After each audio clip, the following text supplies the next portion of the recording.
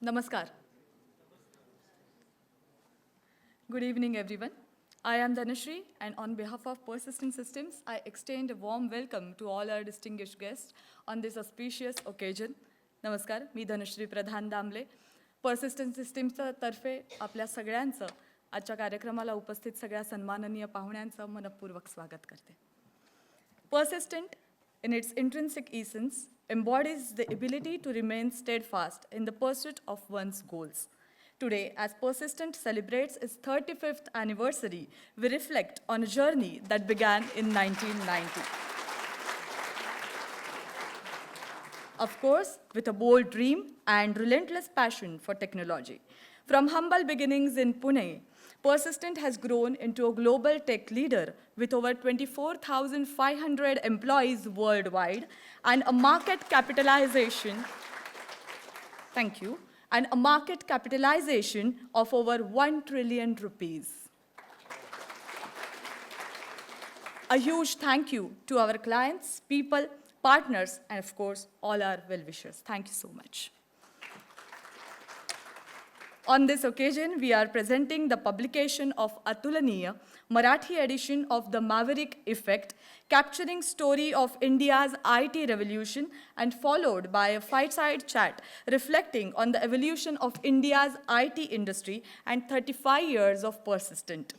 Just as this remarkable evening illuminates the path of achievement through the founder's visionary objectives and extraordinary journey, let us kindle the flame of knowledge and commence this auspicious occasion with the traditional lighting of the diyas.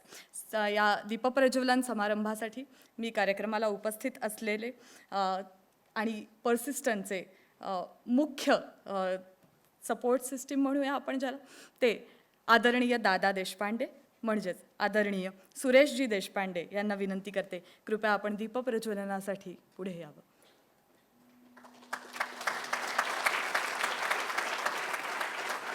I also cordially invite Padma Shri Professor Deepak Phatak sir, Dr. Anand Deshpande, Mrs. Sonali Deshpande, Mr. Mukesh Agarwal, Mr. Vinit Teredesai to please join us for the lamp lighting.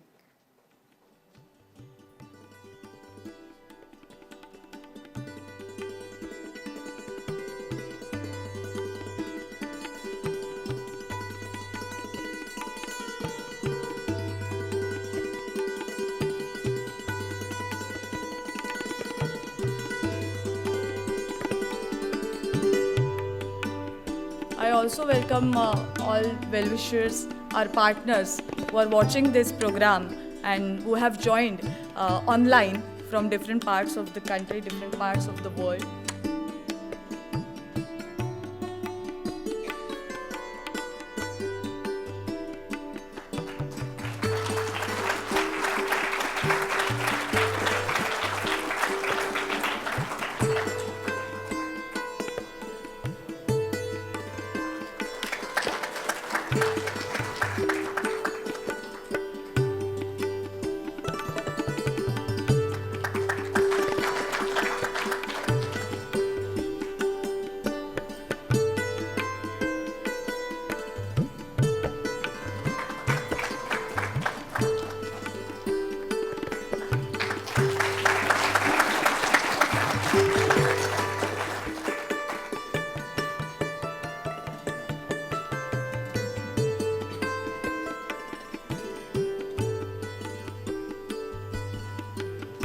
Thank you.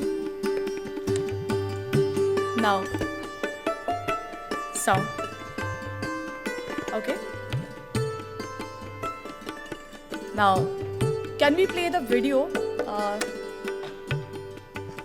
I request to play the video which is reflecting on 35 years of Persistent, capturing 35 years of Persistent. Systems, and this is a stock which has done so well. Outperforming stocks in the market, Persistent Systems Limited. Persistent is doing, they built a contract management software. We work with Persistent. Most promising company of the year 2023 is Persistent Systems. There was just one idea and the courage to come home and build. This This is the story of how it all began.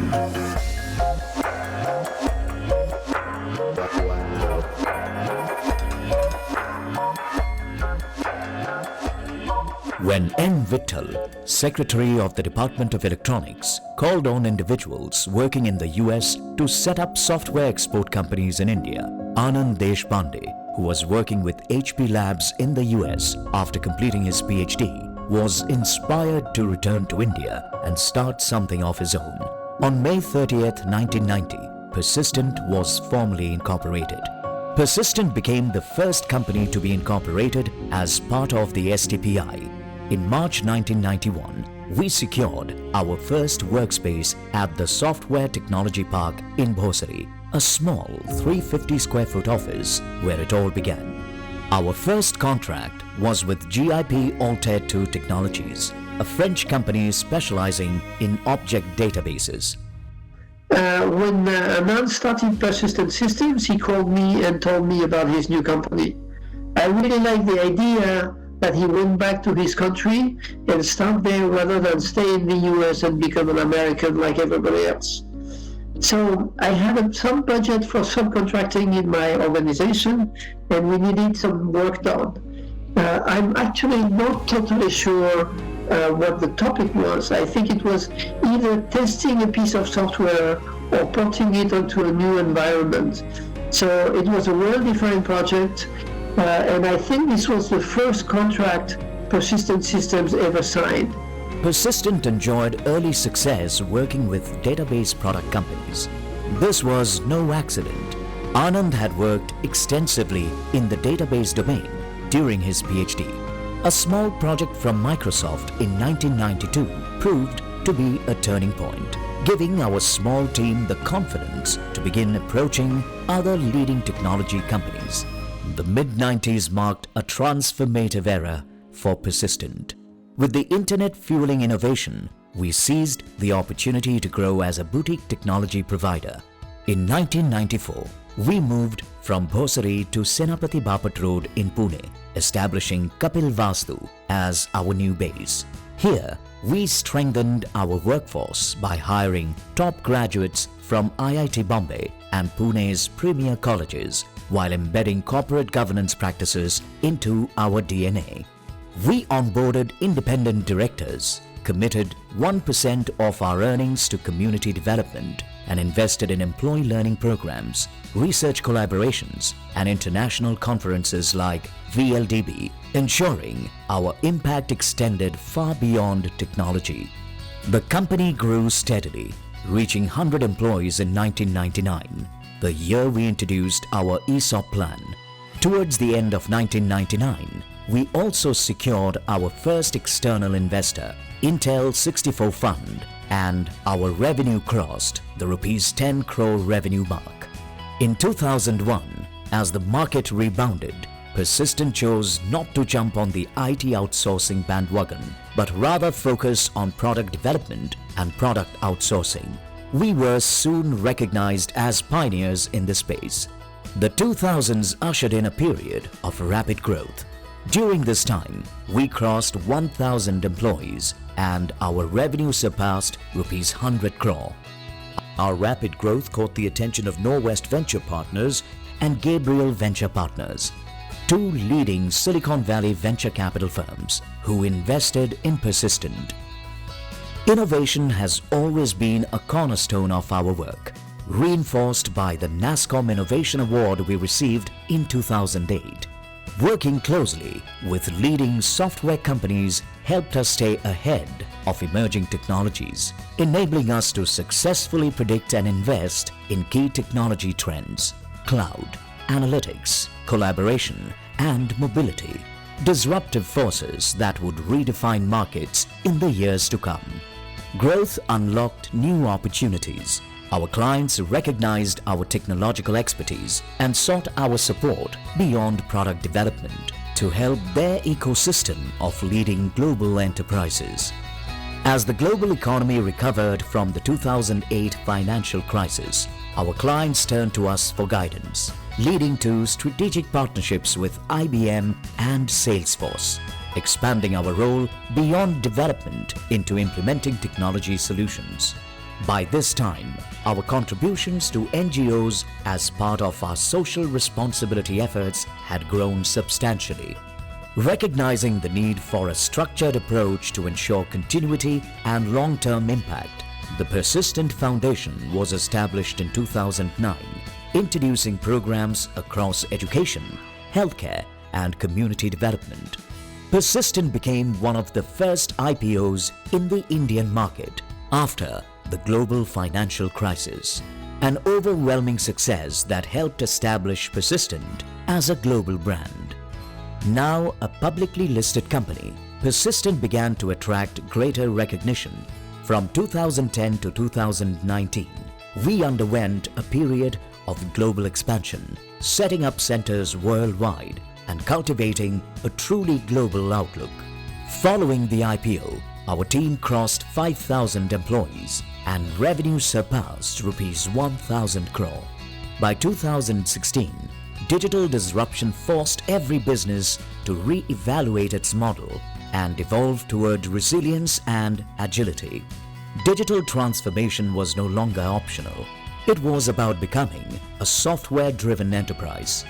Our journey since 2019 has been defined by courage and resilience.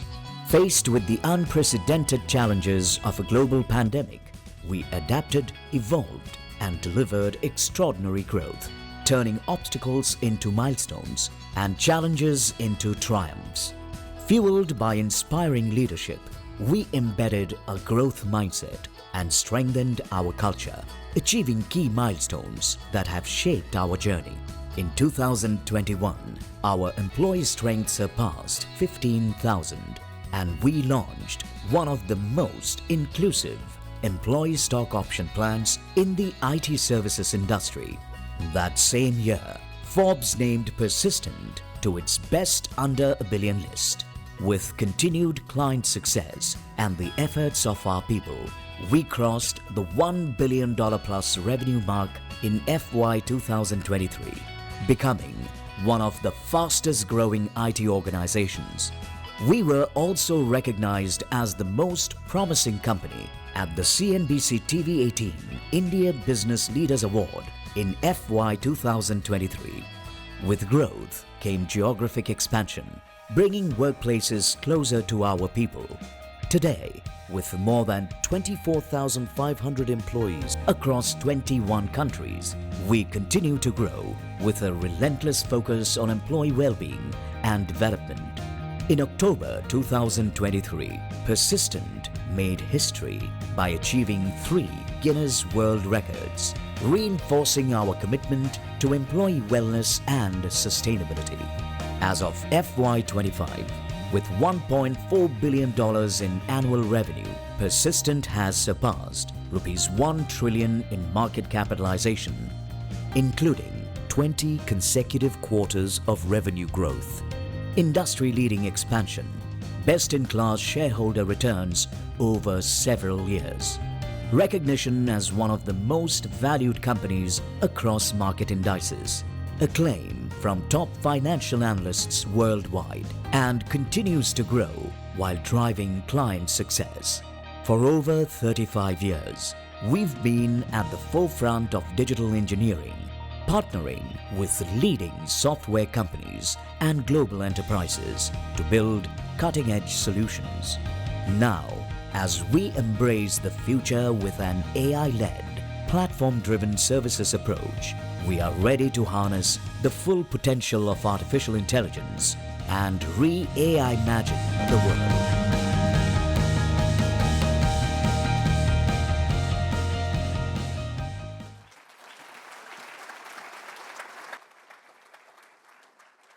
And the journey continues. Now let me take this opportunity to welcome Dr. Anand Deshpande, Chairman and Managing Director, Persistent, to share his thoughts on this occasion. Thank you. Thank you. Can you hear me? Yes. So let me just get the clicker. So first, thank you all for coming here. It's such a wonderful feeling to have all of you here in this Devang Mehta auditorium. As you noticed, we have completely redone the screen and various other things recently, and this is almost the first event that we are doing after its refurbishing. We also have the great honor of having Harish here. Harish was actually the chief guest when we launched this auditorium the first time almost 20 years back. So it's good to see you, Harish, here. And we have a Maverick and a book being launched today, so it's a great occasion to have all of you here. So most of what we already shared our story through the video. So I thought I would use this opportunity to share some highlights and also share a little bit about some fun facts of what these 35 years have resulted into. So first, let me start by this gratitude slide. So now, no business can happen without the love and support that we have from various constituents of the company. Of course, the employees, and we have had nearly 100,000 employees who are past persistent employees or current employees over these 35 years. All the customers who have really supported us from the very early days. Incidentally, that video that you saw from Francois, he was our first customer. And it just so happens that today also is the anniversary of when that first contract was signed, which was 34 years back. So it was 1 year after the date of incorporation of the company. Of course, we have been a very family-oriented company, so I must thank not just the employees, but the extended families, because we have always felt that they have a big role to play in the company and the success of the company. The community, the partners, the investors, and the government have all played a role.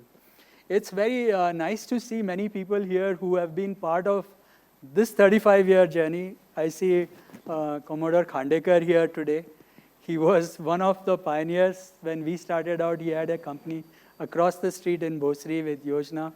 We have Sunil Kulkarni here. He was, I guess, the person who got the whole STP started. So it's a great occasion to have all of you here on this 35th anniversary.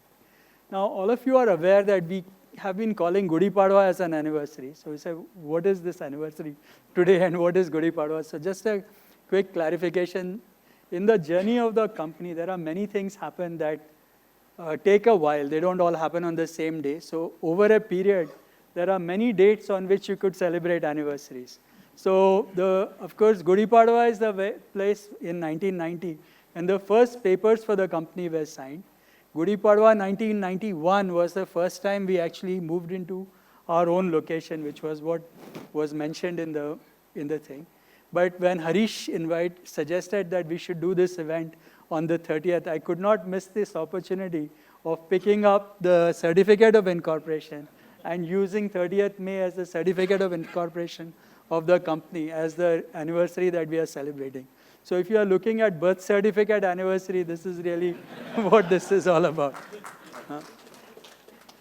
Of course, 35 years is a long period, and growth in companies is not that easy. Lots of changes happen. So this is a theory that we've been talking about with my friend Ashok Korwar, that growth in companies is a sequence of S-curves. So you do some things, you see some growth, and then you have this transition that happens. So when you run a 35-year journey, what you thought you would be doing in your first 5 years is not how it happens over the years, and you have to keep unfolding it as you go along. So I thought it'd be used just a few minutes to share with you what are those orbits that we have seen, and we see ourselves as someone in the 6th orbit. I thought I'd put it in. Some of this came in the video, but I thought I'd put it on one page so that you can see how the growth of the company happened. So the first orbit, we typically look at it as the first 10 years. It was mostly driven by working with database companies and doing projects for them. And as you see, it was only in 1999 that we touched 100 people for the first time. So it took us 9 years to get to 100 people. Today's numbers, you will see companies that start much faster. And if you see in 2001, we had about 280 employees, almost 10 years into the business. The next orbit was more driven by our focus on being leaders in what we called outsourced product engineering or product development. And that is what gave us, as you see, remarkable growth within that 7-year period. That was because of a focus that we had for our business. 2008 was marked by the global financial crisis, and at that point, all our customers basically froze and nobody was willing to move, so we had to re-evaluate what we do. And at that point, we started to offer full product lifecycle as one of our business focus. We also did an IPO in 2010, and that I would say is the third orbit.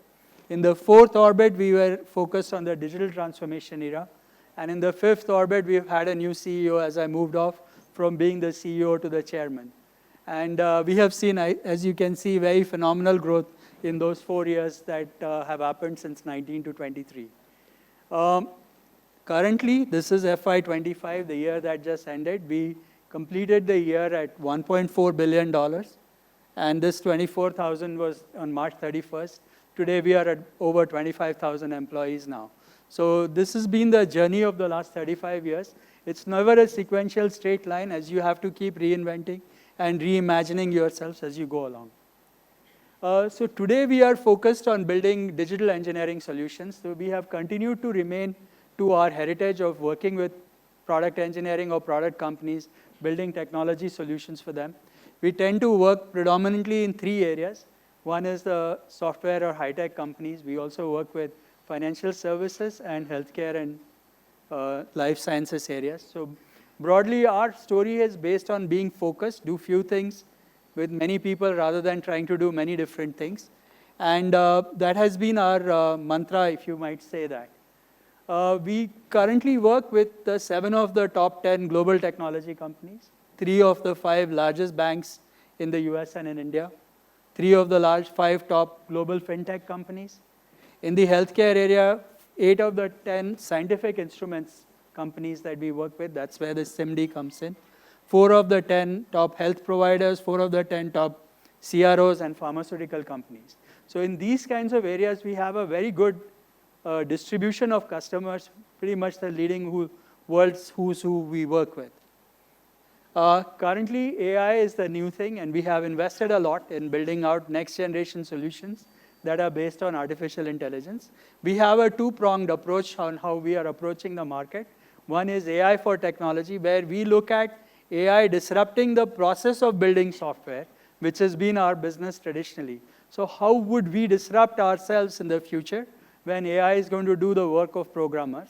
And the second part is the AI for business, where we are working with businesses and applying AI to help them transform their business using AI. There's a lot of detail here, but I have retained the slide as I got it, so I'm going to skip through this. Sasva is our IP product that we have built, which actually builds out many of the tools that help us create the platform for delivering AI solutions. We have several patents on this, and our products are very highly rated in the marketplace for these areas. We have now more than 25,000 employees, as I said. We are in more than 17 countries. And this is the distribution. Most of the people in India are 21,000. We have a fairly large presence in North America and then across the world. I just have some anecdotal fun facts here for the next few minutes. If you notice, we've always used this strategy. This I must share. I got this from HP when I was at HP. I was at HP in the 50th year of HP. And when they had a history of HP book coming out, they showed a logo every 10 years. So every 10 years, they have had a refresh of the logo. So I thought I'd use this opportunity to share with you the 4 logos that we have. We started out in the first 10 years with this logo. At that point, we were very confident that we did not need to put our name with it, because just like Mercedes, when you have that, you don't need it. But when we decided to do the second one, we realized that adding our name would help, because otherwise people don't understand where it's coming from. So this was the third one, and then now the 4th one. So this is how we have, and hopefully at the end of the decade, we'll have a 5th logo for the 5th year.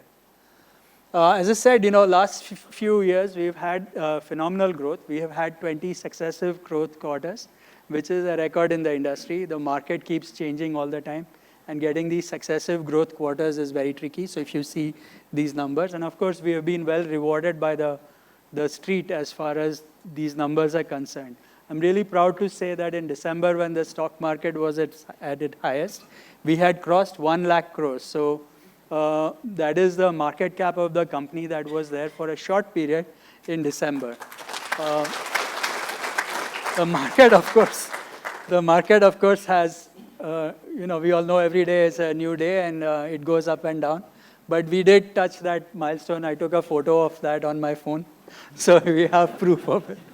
We don't know when it will come back now, but it's not too far. It's at 87,000 crores right now. So if you look at this, this is something that we don't boast a whole lot about, but people talk about Google and Microsoft as having delivered phenomenal returns. But if you look at the 15 years from when we did our IPO, our returns have been 74 times of what was invested. So if you invested a lakh of rupees in Persistent during our IPO, it would be worth 71 lakh rupees as of March 31st. During that same period, if you look at the Sensex, it's grown 4.3 times, IT index 6.8 times, Microsoft 12.9, 28.4, and you see the numbers as comparison. So we have completely outpaced all of these large companies as far as stock market performance is concerned over these 15 years since our IPO. And we have had a CAGR of 32.9% over these 15 years in terms of the performance of the stock. This has, of course, resulted in, so one other important fact I must mention is, even at the time of IPO, we had almost 22% of our stock in employee stock option plan. And over the years, we have added more stocks to the ESOP plan. So if you see here, we have created 2,499 people who would have had a crore of rupees that have come from their ESOP plans if they had held on to it. Now, sometimes, of course, people will sell their options, which is their prerogative, and I don't know who holds how much now. But if we calculate the value of what was granted to employees, these are the numbers, including 48 people would have made more than 100 crores in terms of their worth today. So we are very proud of the fact that the wealth that has been created has been distributed amongst the employees. This is just a very quick number of what 35 years has made up. So over the last 35 years, if you add the total revenues, we have crossed $8.9 billion or 64,000 crores.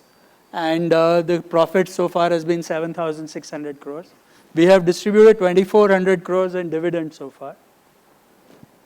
And if you look at per share dividend of almost 5,500 rupees per share over the period of 35 years.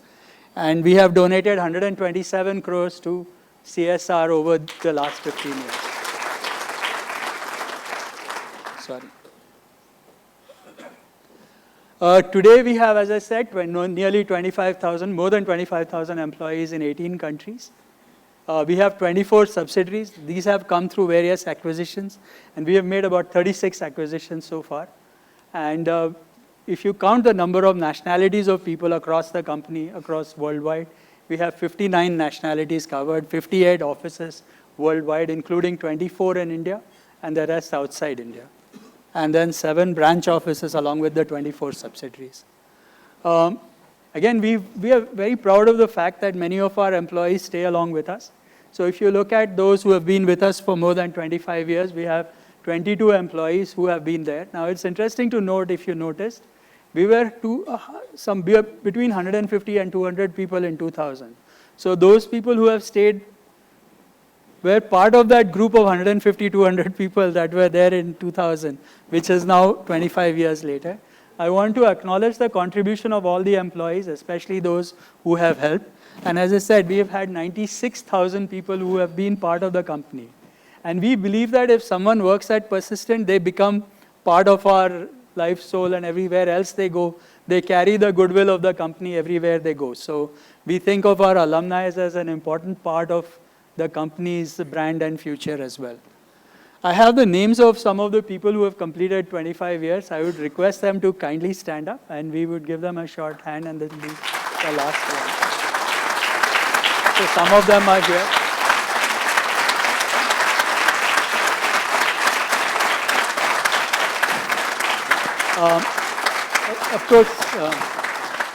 Of course, some of these people are in different locations as well, and they are traveling, so not everybody is here. But thank you all for your support. And with this, I'm going to now hand this function to the next set, where we are going to talk about the book, and I'll invite the MC to take it from here. Thank you very much, and thank you once again for being here.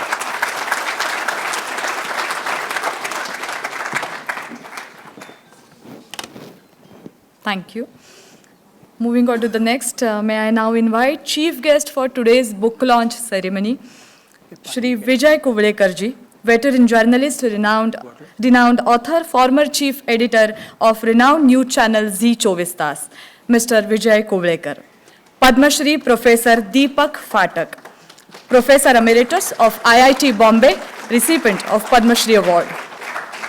Mr. Deepak Ghaisas, Chairman and Chief Mentor, Gen Cowell Group, Executive Member of the NASSCOM Executive Council. Mr. Deepak Ghaisas. Mr. Harish Mehta, author of the book Atulniya,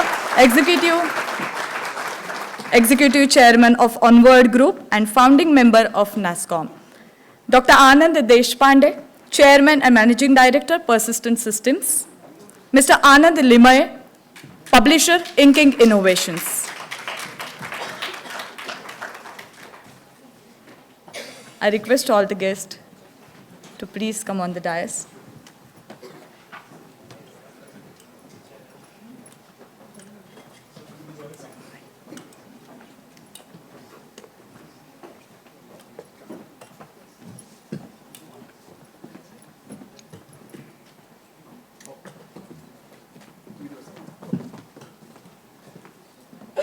As I told earlier, Atulniya is the Marathi edition of the book, which is a national bestseller book, The Maverick Effect, written by Mr. Harish Mehta and published by Inking Innovation. I request Mr. Anand Deshpande to please felicitate author of the book, Mr. Harish Mehta ji.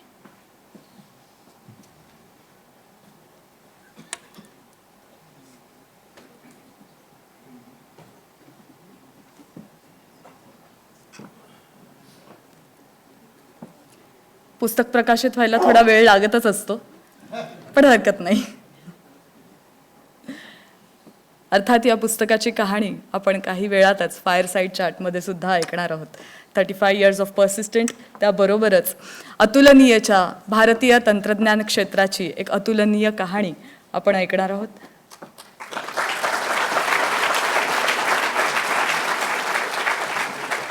Now, may I request Mr. Harish Mehta ji to please felicitate our chief guest for this book launch ceremony, Mr. Vijay Kuvlekar ji.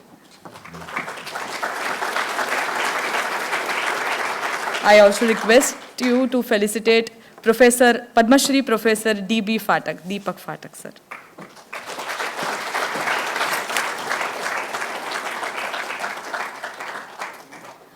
Now I request to felicitate Mr. Anand Deshpande.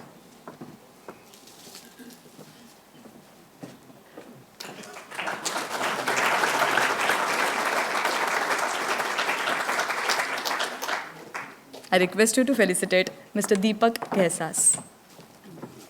Yeah, okay.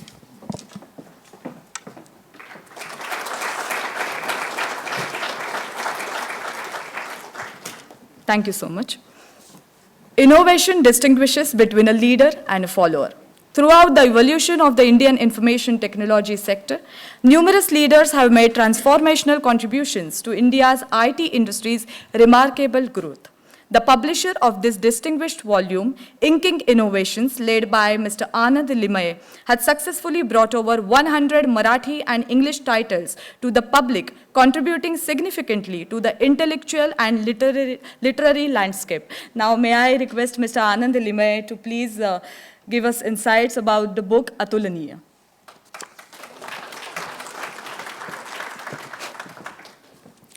Thank you, Dhanashri.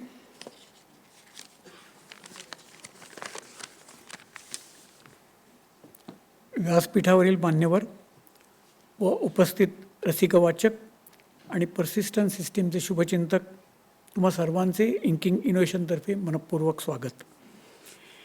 आमच्या संस्थेतर्फे doctor Dhananjay कीर, doctor Arun Tikekar, मुंबईतील शल्यविशारद doctor Premanand Ramani, पुण्याचे doctor ह.व्ही. Sardesai, त्याचप्रमाणे पश्चिम बंगालचे शिल्पकार दिवंगत नेते शेख मुजीबुर रहमान यांच्या इंग्रजी आत्मचरित्राच्या मराठी आवृत्तीचे प्रकाशन आम्ही केले आहे. त्याचबरोबर माननीय डॉक्टर अनिल काकोडकर यांच्या मराठीतील आत्मचरित्राचे इंग्रजीतून प्रकाशन केले. इंग्रजीतील चांगले साहित्य मराठी वाचकांपर्यंत पोहोचावे व मराठीतील चांगले वाङ्मय महाराष्ट्रापलीकडे जावे असा आमचा प्रयत्न आहे. त्या उद्देशानेच आम्ही आजच्या समारंभाचे अध्यक्ष श्री विजयजी कोळेकर यांच्या शिवार या मराठी संग्रहाचे वाइल्डरनेस असे इंग्रजीत नुकतेच प्रकाशन केले. तोच प्रयत्न मॅव्हरिक इफेक्ट या इंग्रजीतील बेस्ट सेलरची ही कहाणी अधिक व्यापक वाचक वर्गापर्यंत पोहोचावी या हेतूने आम्ही त्याची मराठी आवृत्ती अतुलनीय प्रकाशित करीत आहोत. इंकिंग इनोव्हेशनने गेल्या 10 वर्षात एकूण 120 पुस्तके प्रकाशित केली.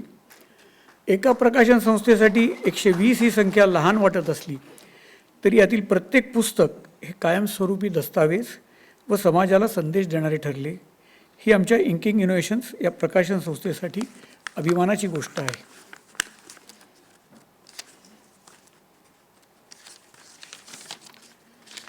आज प्रसिद्ध होणारा श्री हरीश मेहता लिखित भारताच्या माहिती तंत्रज्ञान क्रांतीची अंतस्थ कहाणी कथन करणारा अतुलनीय हा ग्रंथ देखील यास अपवाद नाही. श्री दीपकजी घैसास यांनी श्री हरीश मेहता यांना हा ग्रंथ आमच्या संस्थेमार्फत प्रसिद्ध करावा असे सुचविले व त्याप्रमाणे हरीशभाईंनी अत्यंत महत्त्वाचा ग्रंथ आम्हाला प्रकाशित करण्याचा दिलेला मान आम्ही आदरपूर्वक स्वीकारतो. भारतातील 2 महान क्रांती आपणा सर्वांना माहीत आहेत. एक हरित क्रांती आणि दुसरी धवल क्रांती जी डॉक्टर वर्गीस कुरियन यांनी घडवली. परंतु आपल्या देशात अजून एक तिसरी क्रांती झाली जिचा बोलबाला झाला नाही आणि ती म्हणजे माहिती तंत्रज्ञान IT क्षेत्रातील क्रांती. आज भारत तंत्रज्ञानाची महासत्ता आणि जगातील मोठी अर्थव्यवस्था आहे. हरीश मेहतांच्या अतुलनीय या कहाणीमध्ये भारतीय माहिती तंत्रज्ञान सेवा उद्योगाची पायाभरणी कशी झाली, त्या क्षेत्रातील संघर्ष, अडथळ्यांवर केलेली मात आणि प्रेरणादायी दृष्टिकोन याचे वर्णन तुम्हाला नॅस्कॉमचे सहसंस्थापक आणि पहिल्या निवडलेल्या अध्यक्षांच्या नजरेतून वाचाव्यास मिळेल. हा संघर्ष सर्वसामान्यांना एक वेगळाच दृष्टिकोन देऊन जातो हे आपणा सर्वांना माहीतच असेल व यानंतर होणाऱ्या दिग्गज मंडळींच्या चर्चासत्रातून जाणवेलच. हा ग्रंथ पुण्यात प्रसिद्ध करण्याचा विचार हरीशभाई मेहता आणि दीपकजी घैसास यांनी मांडला व आज आपल्या दैदिप्यमान कारकिर्दीचा उंचावलेला आलेख पर्सिस्टंट सिस्टीमच्या 36व्या वर्षातील पदार्पणाबरोबर ग्रंथप्रकाशनाचा सोहळा पर्सिस्टंटतर्फे करणार म्हणून श्री आनंद देशपांडे यांनी प्रस्ताव मांडला. To reciprocate his generous gesture of hosting this event of book launch, आज उपस्थित सर्वांना आम्ही इंकिंग इनोव्हेशनतर्फे अतुलनीय या ग्रंथाची प्रत्येकी एक प्रत सदिच्छा भेट म्हणून देणार आहोत. प्रत्येकाने आपली भेट जाताना नक्की घ्यावी ही नम्र विनंती.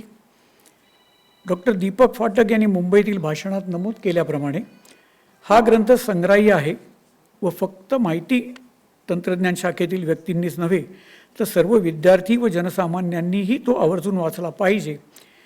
त्या दृष्टीने जर कोणाला नातेवाईक अथवा मित्रपरिवाराला भेट म्हणून देण्यासाठी अधिकच्या प्रती हव्या असतील तर त्यांनी आम्ही आज सवलतीच्या दरात 700 रुपयाची प्रत 500 रुपयात त्यांना द्यायची हे केली.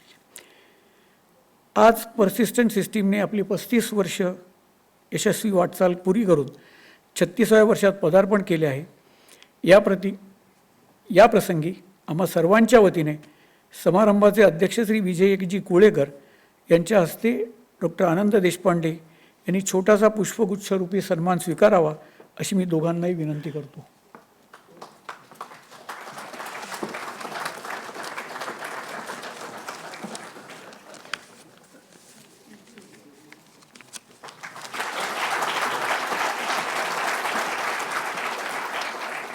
नमस्कार. जय हिंद, जय महाराष्ट्र.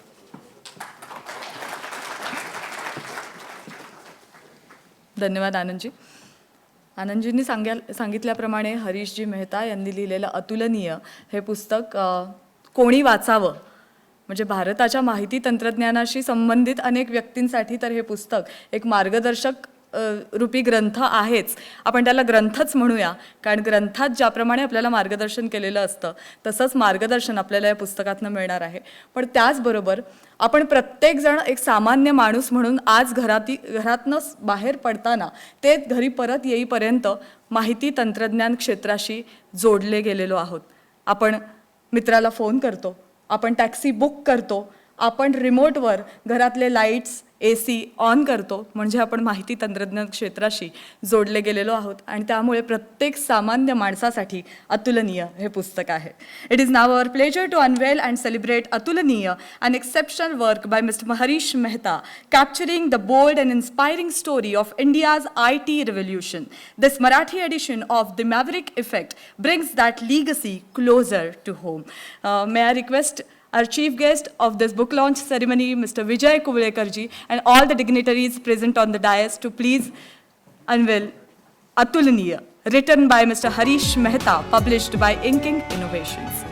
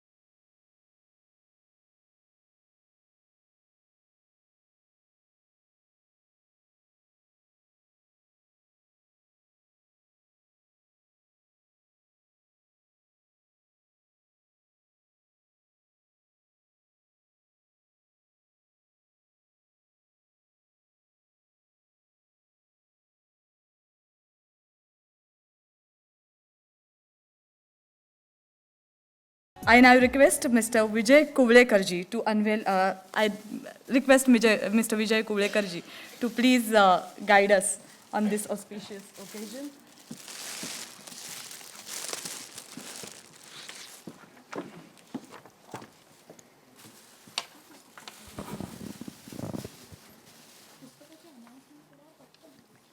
आदरणीय दादा देशपांडे, माननीय हरीशभाई मेहता, डॉक्टर दीपकजी फाटक, डॉक्टर आनंदजी देशपांडे, डॉक्टर दीपकजी घैसास, माझे स्नेही आनंदजी लिमे, उपस्थित मान्यवर आणि मित्रहो,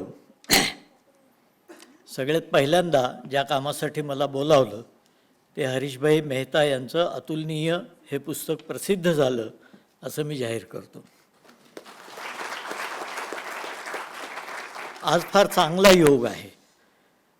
पर्सिस्टंट हा भारताचा आणि महाराष्ट्राचा जागतिक स्तरावरचा एक मानबिंदू आहे. हा केवळ एक उद्योग नाही. आम्ही जे काही ऐकलंय, वाचलंय, माहिती मिळते त्यावरून हा केवळ एक उद्योग नाही, तर ही एक अतिशय उच्च दर्जाची गुणवत्तापूर्ण अशी संस्कृती आहे. आणि अशा संस्थेला 36व्या वर्षातल्या पदार्पणाबद्दल मी संस्थेच्या संस्थापकांसह सर्व घटकांचं मनपूर्वक अभिनंदन करतो आणि पुढच्या यशस्वी वाटचालीसाठी त्यांना शुभेच्छा देतो. अतुलनीय या ग्रंथाच्या मराठी आवृत्तीचं प्रकाशन या दिवशी या संस्थेच्या पुढाकारानं आणि या देवांग मेहता सभागृहात व्हावं याला एक विशेष औचित्य आहे असं मी समजतो. देवांग मेहतांबद्दल अतुलनीयमध्ये खूप लिहिलेलं आहे, आपण त्यांना जाणत असाल, पण ही सर्वांगानं व्यक्ती समजून घेण्यासाठी हे पुस्तक वाचलं पाहिजे. इतक्या वेगळ्या प्रकारानं व्यक्तीचं चित्रण केलेलं आहे. त्यांच्या नावाच्या सभागृहात हे पुस्तक प्रकाशित होत आहे. तर मी पत्रकारितेत आहे, साहित्यात आहे, पण माहिती तंत्रज्ञानातला अधिकारी नाही. आणि कुठल्याही क्षेत्रावर अधिकारवाणीनं भाष्य करण्याचं धाडस परमेश्वर कृपेनं मला अजून प्राप्त झालेलं नाही. त्यामुळे मी माहिती तंत्रज्ञान वगैरे या विषयात विशेषतः आपल्यासारख्या नामवंतांसमोर आणि त्या क्षेत्रात आयुष्य घालवलेल्यांच्या समोर फार काही बोलणार नाही. पण मला अतुलनीयमध्ये फक्त माहिती तंत्रज्ञानातल्या क्षेत्रांसाठीच सर्व आहे असं वाटत नाही. सामान्य माणसाला जगताना सुद्धा हे पुस्तक उपयोगी आहे. ही जी जीवनसूत्र मला आढळली माझ्या यथामती यथाशक्ती, त्याबद्दल मी थोडंसं बोलणार आहे. अतुलनीय ही दुर्दम्य जिद्दीची आणि तिच्या यशस्वी प्रवासाची कहाणी आहे. 1980च्या दशकानंतर माहिती तंत्रज्ञानामुळे भारतानं जी प्रगती केली, मग ती औद्योगिक प्रगती आहे, आर्थिक प्रगती आहे, आणि आपल्या बारकाईनं विचार केल्यावर असं लक्षात येतं की अप्रत्यक्षरित्या ती सामाजिक प्रगतीसुद्धा आहे. कारण हजारो माणसं उभी राहिली त्यातून, आणि कुठपासून कुठपर्यंत फक्त महानगरांपुरतं मर्यादित न राहता अगदी छोट्यापाट्या खेड्यापर्यंत आपण ते पोहोचलो आहोत. तेव्हा त्या विकासाची ही कहाणी आहे. भारताची स्थिती आणि प्रतिमा बदलण्यात मोठा वाटा उचलणाऱ्या नव्या मध्यम वर्गाच्या निर्मितीची ही कहाणी आहे असं हरीश भाईंनी त्याच्यात म्हटलेलं आहे. आणि ही कहाणी उद्बोधक आहे, प्रेरक आहे आणि सुरसही आहे. आता या संबंध विकासामध्ये नॅस्कॉमनं वैशिष्ट्यपूर्ण कामगिरी केलेली आहे. या संस्थेच्या संकल्पनेपासून ती प्रत्यक्ष उभी राहीपर्यंत आणि उभी राहिल्यानंतरही समर्थपणानं तिच्या पाठीशी राहणं, नेतृत्व करणं, हे ज्या समर्थ व्यक्तीनं केलं त्या हरीश भाईंनी अत्यंत बारकाव्यांसह या वाटचालीचा इतिहास सांगितलेला आहे. आणि एका बाजूला नॅस्कॉमचा इतिहास आहे आणि दुसऱ्या बाजूला त्यांची व्यक्तिगत आत्मकथाही त्यात सामावलेली आहे. आता कधी कधी असा प्रश्न पडतो, या दोन्ही कथा एकत्र कशा येतात? तर ती गुंफण यासाठी झालेली आहे की डिजिटल क्रांतीचा ध्यास आणि त्यातून निर्माण झालेली नॅस्कॉम संस्था हा हरीश भाईंच्या जीवन प्रेरणेचा भाग आहे. ते संबंध पुस्तक वाचल्यावर लक्षात येतं. आणि बालपणी झालेले संस्कार, जाज्वल्य राष्ट्रभक्ती आणि सर्वसामान्य माणसाच्या हिताची तळमळ, यातून ही जीवन प्रेरणा साकार झालेली आहे. त्याला निस्वार्थतेची जोड असल्यामुळे एक विशाल परिमाण आणखीन लाभलेलं आहे. या परिमाणाचं दर्शन पानोपानी घडतं. त्या तपशिलात मी जाणार नाही, कारण आपण ते वाचणार आहात नंतर. त्यांनी सांगितलेल्या कहाणीमधली अनुभवाची आणि विचाराची सूत्र केवळ मी म्हटलं तसं या क्षेत्रापुरतीच मर्यादित नाहीत. जीवनामध्ये विविध पातळ्यांवर आणि विविध प्रसंगांमध्ये मार्गदर्शक ठरतील, प्रेरक ठरतील, दिशा दाखवतील अशी ही सूत्र आहेत. कारण धडपड, संकट, जिद्द, अडचणी, आव्हानं हे सगळं आयुष्यातही असतं. ते काही एकाच क्षेत्रात असतं असं नाही. त्याचं स्वरूप वेगळं असतं, व्याप्ती वेगळी असते. परंतु अशा प्रसंगामध्ये वृत्ती आणि दृष्टी कशी असली पाहिजे, कशा प्रकारानं आपण त्याला सामोरं गेलं पाहिजे. त्यांनी फार छान एक शब्द वापरलेला आहे जैन तत्त्वज्ञानातला, स्वीकार. स्वीकार करणं आणि पुढे जाणं, या सगळ्याचं दर्शन यात आपल्याला घडतं. हे सांगणारे अनेक प्रसंग या पुस्तकात आहेत. उदाहरणार्थ नॅस्कॉमची स्थापना आणि रचना, नॅस्कॉमसाठी नवं नेतृत्व शोधण्यासाठी करावे लागणारे वेगवेगळे प्रयत्न, त्यांचा शोध घेण्यामागची बुद्धी, वृत्ती आणि दिशा. त्याचबरोबर स्वतःच्या हिंदीट्रॉनमधून अनपेक्षितपणानं आणि अचानकपणानं बाहेर पडावं लागणं, सत्यम प्रकरण, अशा प्रकारचे अनेक प्रकरणं आहेत की जी आपल्याला त्याच्यातले संबंध तपशील वाचले आणि ही माणसं कशी सामोरी गेली, त्याला काय प्रकाराने त्याच्याकडे पाहिलं, कसा विचार केला, तर ते जीवनामध्ये आपल्याला सर्वांनाही उपयोगी पडणार आहे असं मला वाटतं. आता आपल्याला कल्पना आहे की प्रत्येक बदलत्या काळाची बदलती आव्हानं असतात आणि ती विविध क्षेत्रामध्ये उभं राहतात. कल्पक, प्रतिभाशाली आणि दूरचं बघण्याची, भविष्याचा वेध घेण्याची दृष्टी आणि क्षमता आणि धैर्य ज्यांच्याकडे असतं ती माणसं केवळ संकट न मानता त्याच्यातली संधी अचूकपणानं शोधतात. म्हणजे संकटात संधी असते, फक्त ती आपल्याला दिसली पाहिजे.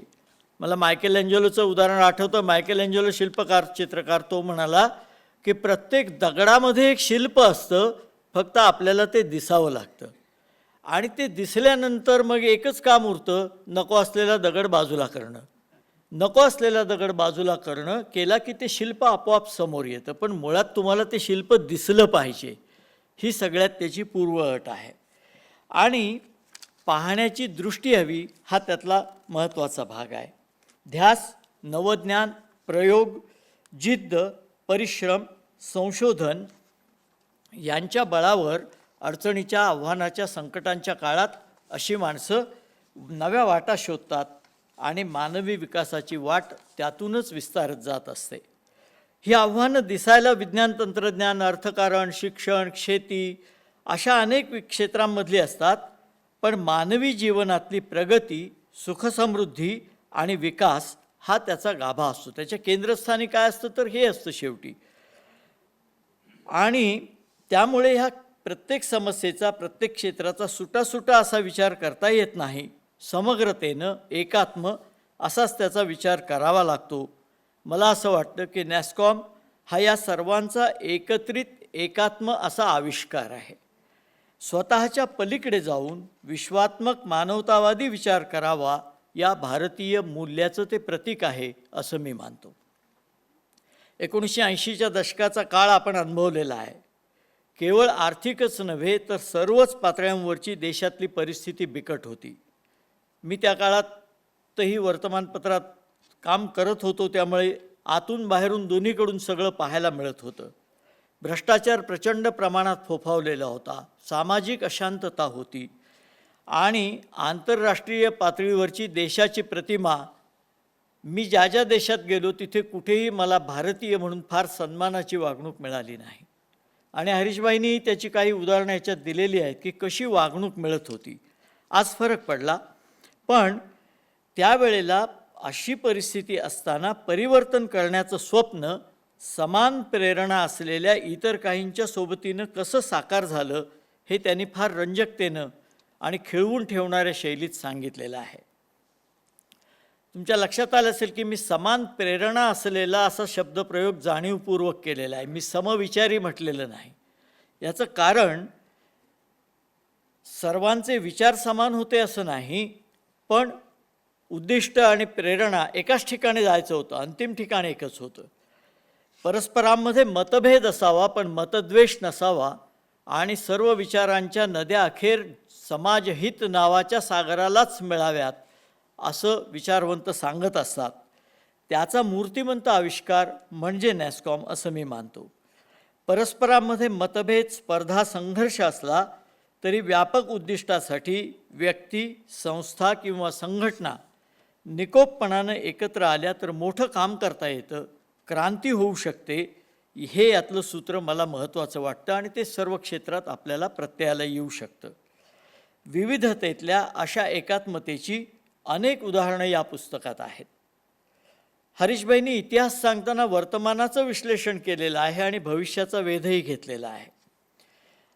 समर्थ आणि समृद्ध भारताचं स्वप्न साकार होण्याबद्दलचं चिंतन त्यांनी फार विस्तारानं वेगवेगळ्या संदर्भात मांडलेलं आहे. त्यातलं शेवटच्या प्रकरणात त्यांनी म्हटलं आहे ते फार वेगळ्या स्वरूपाचं आणि आपल्याला विचार करायला लावणारं चिंतन आहे. राजकारण्यांपासून प्रसारमाध्यमं, न्यायाधीश अशा विविध यंत्रणांपर्यंत प्रसारमाध्यमं, पत्रकारांना त्यांनी झोळीवाले म्हटलेले आहे. त्याबद्दल मी काही भाष्य करत नाही, पण ते कशातून आले ते माझ्या लक्षात येतं.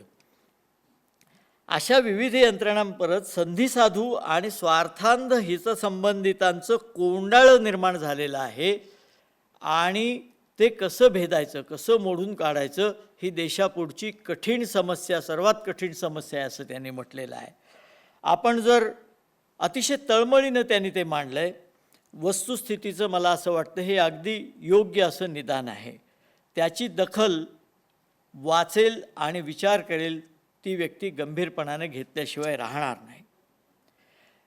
त्यांची प्रेरणा म्हणजे निसर्ग. ते म्हणतात की निसर्गातून मी नेहमी प्रेरणा घेतो आणि निसर्गातून शिकतो. मला सगळ्या प्रश्नांची उत्तरं निसर्गात मिळतात.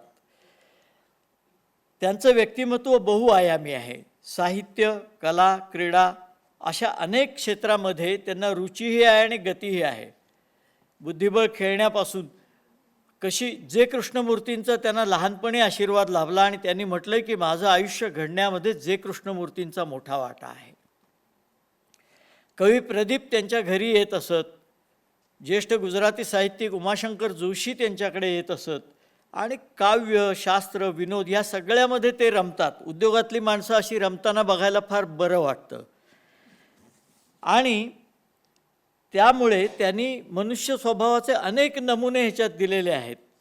ते सगळे नमुने, काही नमुने मी सांगू शकेन, पण इतक्या प्रकारचे मोठमोठ्या माणसांची त्यांनी उदाहरणं दिलेली आहेत आणि त्यातून अनेक वैशिष्ट्यपूर्ण अशी व्यक्तिचित्र त्यांनी रेखाटले. काही माणसांचं फार सुंदर दर्शन घडवलेलं आहे. त्यांचे वडील जे चित्रपटाचे मोठे वितरक म्हणून आम्ही त्यांना ओळखत होतो, शांतीलालजी मेहता, त्यांचं त्यांनी वर्णन इतकं सुंदर केलेलं आहे की ते कसं वागायचे, कसं बघायचे, कशा प्रकारानं उद्योगाचा विचार करायचे.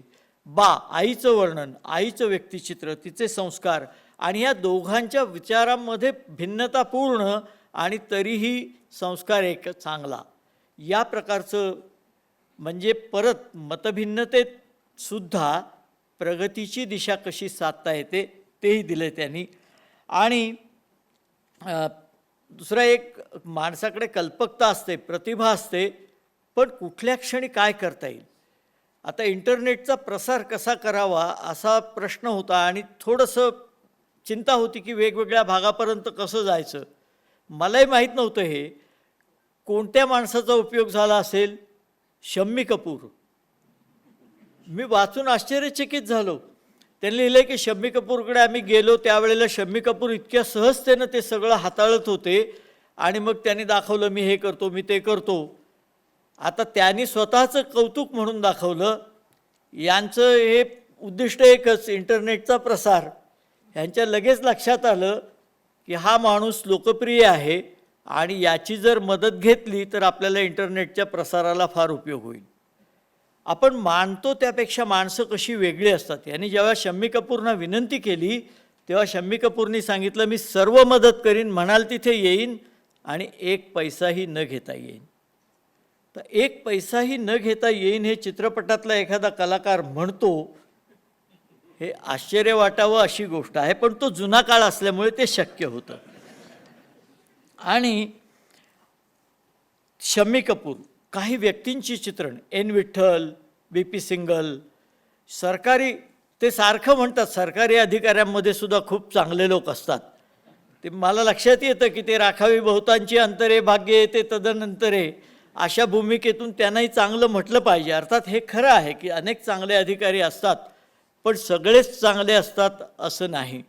आणि विलासराव देशमुख एकदा आम्हाला म्हणाले होते की अहो त्या विषयातलं कळणारा अधिकारी त्या खात्याला मिळणं हीच मोठी गोष्ट असते म्हणाले सरकारमध्ये.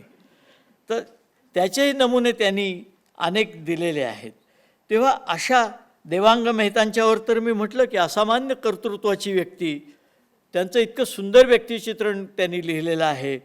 आणि अशा कितीतरी व्यक्ती आपल्या मनामध्ये रेंगाळत राहतात. त्यांचं भाषेवर आणि साहित्यावर प्रेम असल्यामुळे काही वाक्य फार सुंदर लिहितात. ते सांस्कृतिक विकासाच्या संदर्भात त्यांनी एक वाक्य वापरलं आहे की प्रत्येक युद्धात रक्त सांडावंच लागतं असं नाही, काही जण रक्ताचा एकही थेंब न सांडता संस्कृती विकसित करतात. डॉक्टर शेषगिरी यांच्याबद्दल लिहिले त्यांनी की डॉक्टर शेषगिरी संभाषणाऐवजी स्वगत पसंत करत असत, म्हणजे स्वतःच बोलणं जास्त पसंत करत असत. FC कोहली, ते FC कोहलीनी त्यांना विचारलं की माझं नाव काय, हे म्हणाले FC कोहली वगैरे वगैरे. मग फकीरचंद, एवढा मोठा माणूस काही कामासाठी लोकांकडे देणग्या मागायला जातो याची त्यांना खंत वाटत होती. ते म्हणाले नावातच फकीर आहे, त्यामुळे कोणाकडेही मी चांगल्या कामासाठी मागायला जाऊ शकतो अशी. आणि मग त्यांनी त्यांचं वर्णन केलं की फकीरचंद कोहली हे नव्या अवतारातले स्वातंत्र्य सैनिक होते. दृष्टी पहा की स्वातंत्र्य सैनिकांकडे बघण्याचाही एक वेगळा दृष्टिकोन याचा आपल्याला मिळतो. नॅस्कॉमचे तेव्हाचे अध्यक्ष सोम मित्तल सत्यम प्रकरणात गेले हैदराबादला. रात्री गेले ठीक आहे, पण सकाळी पुन्हा जायच्या वेळेला सत्यमच्या दाराशी प्रसारमाध्यमाच्या प्रतिनिधींची आणि कॅमेऱ्यांची गर्दी होती. मग हे सोम मित्तल एवढा मोठा माणूस त्यांनी काय केलं असेल, ते इमारतीच्या मागच्या बाजूने गेले, भिंतीवर चढले आणि आत उतरून गेले. मोठी माणसं याही प्रकारानं संस्थांसाठी काम करत असतात हे नव्या माणसांना कळलं पाहिजे. कारण साहेबी संस्कृतीच्या बरोबर विरोधातलं हे सगळं वागणं आहे आणि ही सगळी उदाहरणं आहेत. त्यामुळे अशा अनेक गोष्टी कळतात, पडद्यामागच्या घडामोडी कळतात, जागतिक स्तरावरती माहिती तंत्रज्ञानामध्ये कशी मांडणी होत होती, कोणकोणते प्रवाह होते, कोणकोणत्या व्यक्ती, कोणकोणत्या प्रवृत्ती होत्या हे कळतं आणि अनेक व्यक्तिमत्वसुद्धा त्यातली उलगडत जातात. हे सगळं सांगताना हरीशभाईंची भूमिका आत्मप्रौढीची नाही. साधारणतः आम्ही बघतो ते आत्मचरित्र लिहिलं जातं ते आत्मसमर्थनासाठी लिहिलं जातं. यांनी कुठेही तसं केलेलं नाही. उलट स्वतःचं वर्णन त्यांनी उत्क्रांतीच्या प्रक्रियेतील साधा पांथस्थ असं केलं आहे. आपल्याला माहिती हा पांथस्थ साधा नाही, पण ते स्वतःचं वर्णन तसं करतात आणि स्वतःसह सर्वांच्या गुणदोषांचं विवेचन आणि विश्लेषण करताना ते कुठलाही पवित्रा घेत नाहीत. जे आहे निखळपणानं आहे, पारदर्शकतेनं आहे, जे वाटलं ते मांडलं असं करतात. आणि त्यांनी वेगवेगळ्या प्रसंगामधून असं म्हटलं आहे की जे आहे ते मांडण्यानं अनेक प्रश्न सुलभ होतात, गैरसमज टाळतात. तर ते त्यांनी केलेलं आहे. दुसरं मला ह्यातलं एक वैशिष्ट्य जाणवलं ते म्हणजे अडचणी, आव्हानं, संकट, कटू अनुभव सगळं सांगितलं. पण त्यांचा भर आहे तो तक्रारी सांगण्यावर किंवा अडचणी काय हे चाललंय असा नाही आहे. याच्यावर आपण मात कशी केली आणि नॅस्कॉमने यातून मार्ग काढून हजारो लाखो लोकांचं कसं कल्याण केलं, देशात कसं नवं पर्व निर्माण केलं हे सांगण्याची दृष्टी आहे. हा जो सकारात्मक दृष्टिकोन आहे तो मला फार महत्त्वाचा वाटतो. याच्यात एक वेगळं उदाहरण सांगून मी थांबणार आहे. श्रीनिवास खळे हे नाव आपण ऐकलेलं आहे. श्रीनिवास खळे माझा त्यांचा फार चांगला संबंध होता. त्यांना व्हायचं होतं गायक. आता आचार्यात्र्यांनी म्हटलेलं आहे की दैव हे म्हशी ओढाळ म्हशीसारखं असतं, ते तुम्हाला कुठून कुठे नेईल सांगता येत नाही. तर व्हायचं होतं गायक, झाले संगीतकार. तर ते लहान होते 7-8 वर्षाचे, तेव्हा वडिलांनी सांगितलं तुला जर चांगला गायक व्हायचं असेल तर इंदोरमध्ये येणाऱ्या प्रत्येक गायकाचं तू गाणं ऐकलं पाहिजेस. त्या काळी प्रथा होती आपल्याला चांगलं काम करायचं तर दुसऱ्याचं चांगलं काम आधी पाहावं. तर वडिलांनी सांगितलं, हा मुलगा जायला लागला ऐकायला गाणं. आणि एक गायक आले, ते वाईट गायले. हा दुसऱ्यांदा गेला, यावेळा बरे गातील, तेव्हाही वाईट गायले. तिसऱ्यांदाही वाईट गायले. काही माणसं सातत्य सोडत नाहीत. चौथ्यांदा त्यांचं गाणं होतं आणि श्रीनिवास काही गेला नाही. आणि वडिलांनी बघितलं, म्हणाले अरे तुला सांगितलं होतं ना गाणं ऐकायला जायचं, या अमक्या अमक्याचं गाणं आहे का नाही गेलास, तुम्ही काय गायचं ऐकायचं, गेलोय 2-3दा. मग काय झालं, वाईट गातात म्हणाले. जावं म्हणाले, आपल्याला शिकायला मिळतं. हा मुलगा म्हणाला त्यातून काय शिकायचं, अरे कसं गाऊ नये हे नाही का शिकता येत म्हणाले. दृष्टीचा प्रश्न आहे, प्रश्न दृष्टिकोनाचा आहे. आणि मला असं वाटतं हा सकारात्मक दृष्टी, चांगलं काय आहे, संधी काय आहे, काय नवं घडेल, काय परिवर्तन करता येईल, स्वतःला ओळखून पुढे जाण्याची ही जी वृत्ती आहे ही आज तरुणांना सांगणं फार महत्त्वाचं आहे. आज जीवन अतिशय गुंतागुंतीचं झालेलं आहे. अनेक प्रकारची आव्हानं समोर उभी आहेत.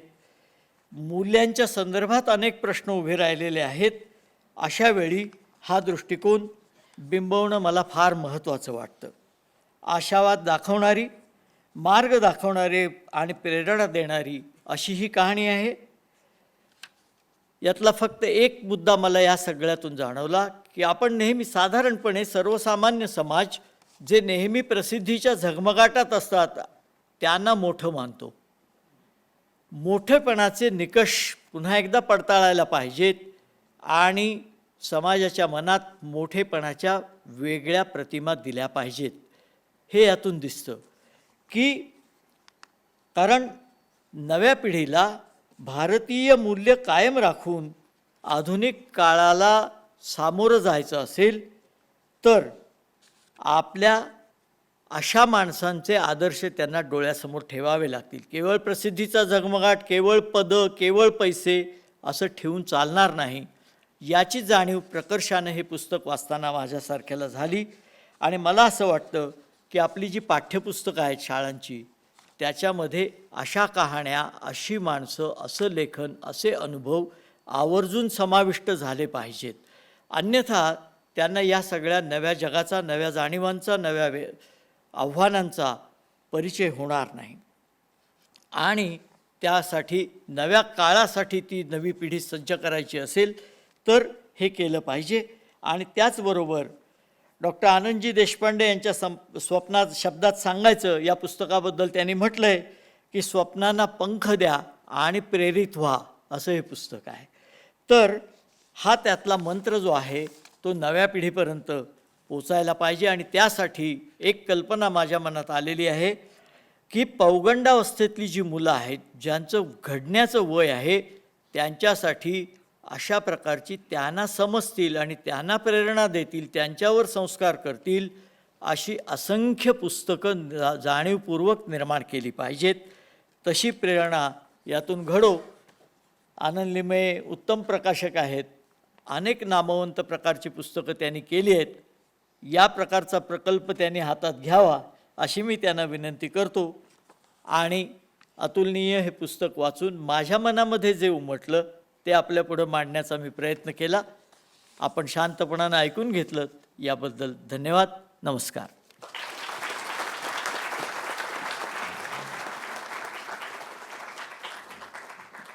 पत्रकारितेतलं एक अतुलनीय व्यक्तिमत्व म्हणजे श्री विजयजी कुवळेकर. आणि त्यांच्या एकूणच जीवन प्रवासामध्ये आपण त्यांच्याकडनं बऱ्याच गोष्टी वाचलेल्या आहेत. अनेक पुस्तकं प्रकाशित झाली आहेत, अनेक चित्रपटांचं लेखन त्यांनी केलं आहे आणि संपादक म्हणूनही ते प्रसिद्ध आहेतच. पण त्याचबरोबर आज या अतुलनीय या पुस्तकाचं त्यांनी केलेलं विश्लेषण आणि खास करून मराठी भाषेत सर्वांग सुंदर असं केलेलं विश्लेषण खरोखर अतुलनीय आहे. धन्यवाद विजयजी. मी आदरणीय श्री विजयजी कुवळेकर आणि श्री आनंद लिमये यांना विनंती करते कृपया सभागृहामध्ये स्थानापन्न व्हावं. May I now request Padma Shri Professor Deepak Phatak, Dr. Anand Deshpande, Mr. Harish Mehta, Mr. Deepak Ghaisas to please stay on stage as we transition into a very special segment of the program, a fireside chat about the journey of India's IT revolution and reflect on 35 years of persistent systems. This panel discussion is led by Dr. Padma Shri Professor Dr. Deepak Phatak. I request Mr. Deepak Phatak to please take the charge. काळातल्या भारताच्या भाग्य उजाळ्याचं जे वाहन आहे ते म्हणजे माहिती तंत्रज्ञान आणि त्या माहिती तंत्रज्ञान उद्योगाच्या वाटचालीचं हे एक अतिशय चांगलं प्रवास वर्णन आहे. पण माहिती तंत्रज्ञान क्षेत्रातल्या एखाद्या दिग्गज व्यक्तीने त्या उद्योगाची कहाणी आपल्या व्यक्तिगत प्रवासाच्या अनुषंगाने लिहिणं आणि ती मराठीमध्ये आणणं लिमयेजींना आणि माधवी कामतना मी धन्यवाद देतो. प्रतिष्ठाप्राप्त अशा संस्थेच्या संघटनेच्या संघटना बांधणीचा संस्था बांधणीचा हा एक अतिशय वेधक असा मर्मज्ञ अशा प्रकारचा आलेख आहे. Many times ब्युरोक्रॅट्स unfortunately politicians as well don't know that they don't know. Harish मेहतांच्या या सगळ्या प्रवासाचं एक वाक्य जर एका वाक्यात वर्णन करायचं असेल तर हे मिशन माहिती तंत्रज्ञान आहे. आणि हरीशजींनी त्याच्याकडे खरोखरच मिशन या वृत्तीने बघितलेलं आहे. रणनीतिक चातुर्य ज्याला आपण म्हणू, स्ट्रॅटेजिक विजडम, त्याच्या देखील गोष्टी आपल्याला याच्यामध्ये बघायला मिळतात. तुमचं जे साहित्य आहे किंवा असं आणखीनही लिहितील, हे आकांक्षा साहित्य आहे असं मला वाटतं.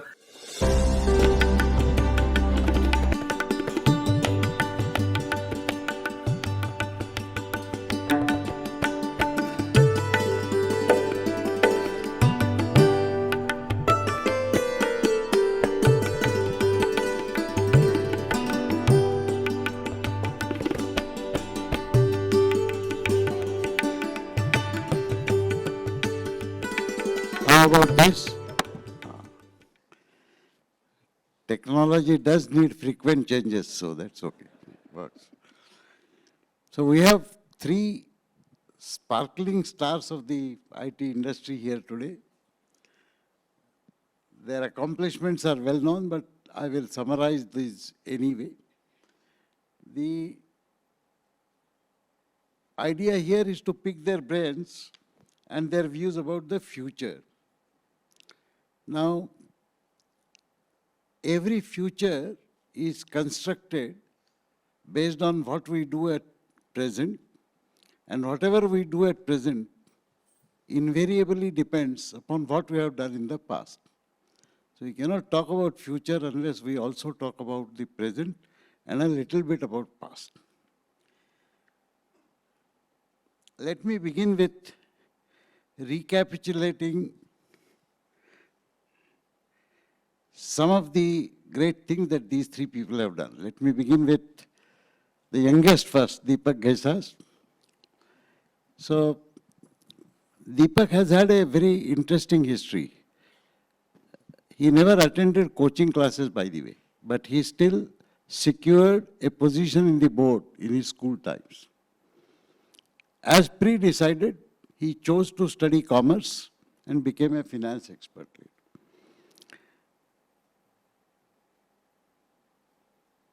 He chose to join Indian IT industry primarily as a finance person, but became so engrossed in various aspects of that industry that actually he is recognized as an IT person rather than a finance person. त्यांचं एक वैशिष्ट्य म्हणजे, आणि ते ह्या पुण्यपत्तनाला अगदी फार चपखल बसणार आहे, ज्याप्रमाणे बाजीराव पेशवे एकही लढाई हरले नव्हते, त्याचप्रमाणे यांनी असंख्य निगोशिएशन्स केली आणि एकही निगोशिएशन न हरता ते जिंकून आलेले आहेत. हा त्यांचा आणि निगोशिएशन्स किती कठीण असू शकतात हे आपल्या सगळ्यांना ठाऊक आहे. मला तर चांगलाच अनुभव आहे, त्यामुळे खरं म्हणजे यांच्याबद्दल बरंच बोलण्यासारखं आहे. पण तुमच्यापैकी ज्यांनी यांच्याबद्दल जास्त ऐकलं नसेल त्यांनी दीपकची एक अत्यंत उत्कृष्ट मुलाखत डॉक्टर आनंद नाडकर्णी यांनी घेतलेली आहे. ती यूट्यूबवर आहे, ती जरूर बघावी आणि ह्या माणसाबद्दल जास्त तुम्हाला आकलन होईल एवढी माझी खात्री आहे. त्या मुलाखती संदर्भात so what stuck me is your views on entrepreneur and an employee. So he has so nicely stated that the difference between the two is essentially decided by the attitude of the person. Both are doing work in the similar field, but an entrepreneur looks at things differently and a worker or an employee looks at things differently. And that is what sort of makes the difference. So, right attitude is the key. The second observation he had made is that the so-called right attitude of looking at a problem and taking ownership of that problem, which is the hallmark of a entrepreneur as compared to the worker who just solves the problem. So this attitude, is it something special? He claims that this attitude exists in each one of us. But it remains dormant. And in an entrepreneur, that attitude makes a lot of difference. So my question is, while selecting people to work with you, how did you assess the existence and manifestation of such an attitude? And the associated second question is, how did you recognize the workspace environment how did you organize the workspace environment in your organization which would help employees to continue to discover and enhance such a right attitude?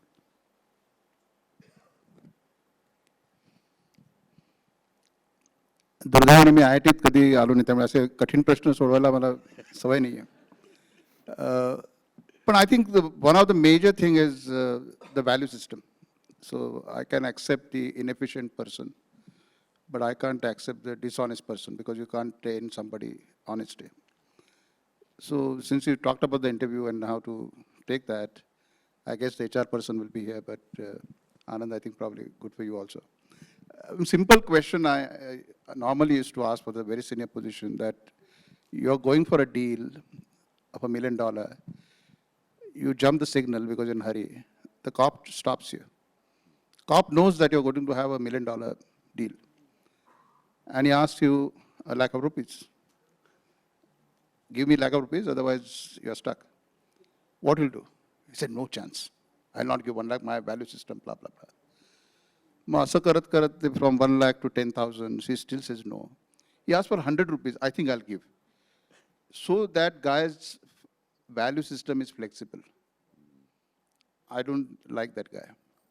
Because if it's $100 or $1 lakh is not a problem, his attitude towards it is very important. And I think that's the way we look at the people when you take them. And as you said, the entrepreneurship is very right. You said that it's the attitude and it is, every one of us got it. Only difference is that I think goes with the background. I mean, when I look back, my parents, they were born before independence. So their entire career, they were on existence. Right, hand to mouth, middle class family. Our generation probably didn't have that discomfort. So we were comfortable financially, and therefore we could think of further. And the new generation, I envy them because they don't have either of them. They can always see the future, and therefore the ability to take risk is too high. I mean, I appreciate Anand who came back from US, and I can tell you in NASSCOM we know that today almost 65% entrepreneurs are people in IT industry, are people who have come back from US. So I think probably Anand set the example for them. So thanks to Anand also for that. Hey, thank you. त्याच मुलाखतीत त्यांनी शून्याबद्दल अतिशय उद्बोधक विवेचन केलंय आणि शून्याकडून शिखराकडे जाणे आणि शिखर म्हणजे नवीन शून्य धरून परत पुढचं शिखर शोधणे, ही प्रेरणा कुठून मिळते? एक शिखर आपण सर केलं पण अजून बरंच काहीतरी आहे. त्या मुलाखतीत तू एक असंही वाक्य म्हणाला होता की शिखरांची रांग जरी असली तरी एव्हरेस्ट असतो एक, आणि तिथपर्यंत पोचायला आपल्याला मार्गक्रमण करायचंच. तर ही प्रेरणा कशी मिळते की एक शिखर सर झालं तरी पुढे जात राहू? I think two things that entrepreneur requires. एक तर अस्वस्थता असायला पाहिजे मनात, की स्वस्थता येता कामा नये कोणत्याही वयात असला तरी सुद्धा. आणि दुसरं एक डिससॅटिस्फॅक्शन असायला पाहिजे, की मिळवलं जरी तुम्ही तरी तुम्ही सॅटिस्फाईड होता कामा नये त्याच्यामध्ये. म्हणजे मी बरेच माझ्या भाषणामधून सांगतो की पैसा म्हणजे सर्व काही नाही, असं आपण मराठीत चांगलं आपल्या लहानपणापासून शिकवलेलं आहे, कारण नसतोच आपल्याकडे पैसे त्यावेळेला. तर म्हणून मी बऱ्याच लोकांना सांगतो की पैसा म्हणजे सर्व काही नाही, हे वाक्य बरोबर आहे, फक्त ते खूप पैसा मिळवल्यानंतर म्हणायचं वाक्य आहे. सो हा जो ॲटिट्यूड आहे ना, की श्रीमंती दट्टीकट्टी असते आणि सरस्वती आणि लक्ष्मी एकत्र बसू शकतात, हे आपल्याला लहानपणी जी चुकीची विधानं केली होती ती मला वाटतं आता IT इंडस्ट्रीने खास करून ती बदललीत पूर्ण. एक शेवटचा प्रश्न, ते एक अतिशय काम करणाऱ्या लोकांच्या समूहाबद्दल सुंदर कल्पना मांडली होती की तबला वाजवताना 5 बोटांनी काम करावं लागतं आणि 5 बोटं वेगवेगळी असतात, पण तरी जर त्यांनी एकत्र येऊन काम केलं नाही तर तबल्यातनं चांगला ताल निघत नाही. आता हे आपण प्रत्येक क्षेत्रात बघतोच, पण ह्या क्षेत्रामध्ये वेगवेगळ्या प्रकारची माणसं येणार, वेगवेगळे त्यांचे ॲटिट्यूड्स वेगवेगळे असणार. How do you ensure that such different people can work together collaboratively and cooperatively? I think 2-3 गोष्टी त्याच्यामध्ये. एक तर तबल्याचं तुम्ही उदाहरण दिलं, तर मला स्वतःला असं वाटतं की तबल्यात तुम्हाला ताल शिकवता येतो, लय शिकवता येत नाही. लय तुमच्याकडे उपजत असायला लागते तिथे. आणि सगळा बिझनेस म्हणजे शेवटी ती लय सांभाळणंच आहे.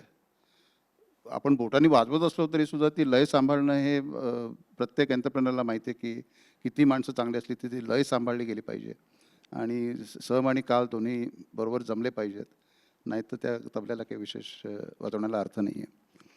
आणि ते जर का तुम्हाला साधता आलं तर 5 प्रकारची लोक म्हणजे असायलाच पाहिजेत खरी, म्हणजे 5 प्रकारची लोक. तर सगळी बोटं जर का आपली सारखी असती तर तबला वाजवणं कठीण गेलं असतं. ती तबला वाजवायला ही बोटं लागतातच तशी. आणि अंगठ्याचं पण काम असतं, अंगठा वाजवत नसला तरी त्याचा एक आधार खाटी गजऱ्याला असतो त्याच्या. सो ही आणि एस्पेशली आयफ्लेक्समध्ये तू जसं म्हणालास की परदेशातली लोक पण आपल्याकडे एम्प्लॉई येतात, तर त्यांच्याविषयी सुद्धा ॲटिट्यूड आपला वेगळा असतो. म्हणजे बरेचदा आपण त्यांना रेसिस्ट म्हणतो, पण कधी कधी आपण पण रेसिस्ट प्रमाणे एक ॲटिट्यूड असतो आपल्याकडे. तर तो मला वाटतं टाळणं हे IT इंडस्ट्रीने आम्हाला शिकवलं की डील कसं करायचं. नुसतं भारतातल्या 5 प्रकारच्या लोकांकडे नव्हे, तर 36 पगड का 64 पगड आपण काय म्हणतो मराठीत, ती लोक सगळ्यांना एकत्र त्यांची मोठ बांधून आणि एका पॅशनने ते गुंडाळणं त्यांना. कारण जसं काम बरोबर होणं महत्त्वाचं आहे, पण ती पॅशनही तीच असायला पाहिजे, म्हणजे मग तो आउटपुट तुम्हाला जास्त चांगला मिळत जातो. ते महत्त्वाचं आहे. आणि तबल्यातून आम्हाला चांगलं शिकतं, कारण तबला वाजवताना जेव्हा मी लहानपणापासून तबला वाजवतो आणि शिकलो तेव्हापासून लक्षात आलं की ती लय सांभाळणं महत्त्वाचं आहे, 5 बोटांची कामं महत्त्वाची आहेत. क्या बात, थँक्यू. आता मी जरा आनंदकडे वळतो. I have been fortunate enough to have been very, very close to him right from the time that he landed back. And I'm also privileged to have seen and witnessed each and every step that Persistent has taken. So first of all, congratulations, Anand, for completing 35 years. My first question to you is that what prompted you to take the different path of and start an entrepreneurial journey while most brilliant students like you would look for a good job, and you had a good job in US if I remember correctly. So what prompted you to think differently and take this path? So first, it's an honor to be here with you, sir. You've been very much a part of the journey of the company, and I do remember, even though I'm not an IIT Bombay alumni, I've been using you as my guru and mentor for many years. So thank you for being here, and it's an honor to have you on stage with this. Regarding your question, okay, so I've always had a khujli about doing something beyond what was going on. And if you ask my friends in college, they would have said that kuch to chal raha tha always. So that was always one part of what I was doing. Second, when I was in the US, while I was in the US, I always wanted to come back to India.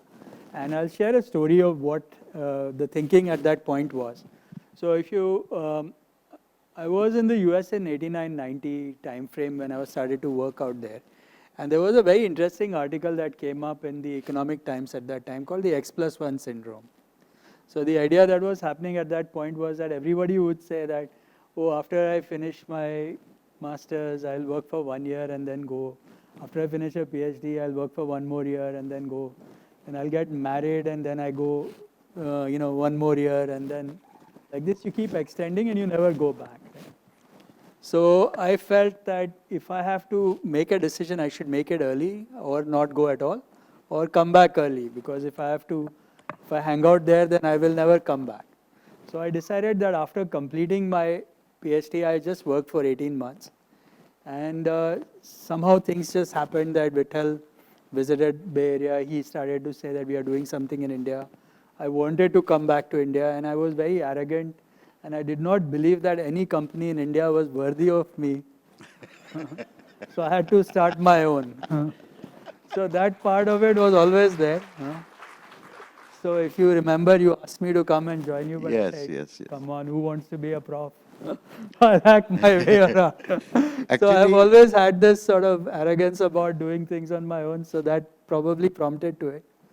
But you know, if you look at it and if you ask all my friends, they would have said, what a stupid guy, he's coming back to India. India in 1990 was a pretty messed up place in some sense. But you know, when you look back, say 35 years later, you seem like a visionary. But if you ask people at that time, they would have called me very stupid at that point. But you know, life's like that.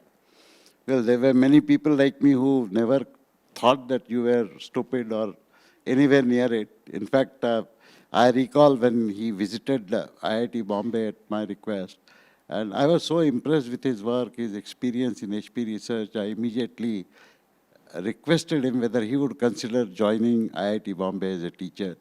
He smiled and said he has already set up a company.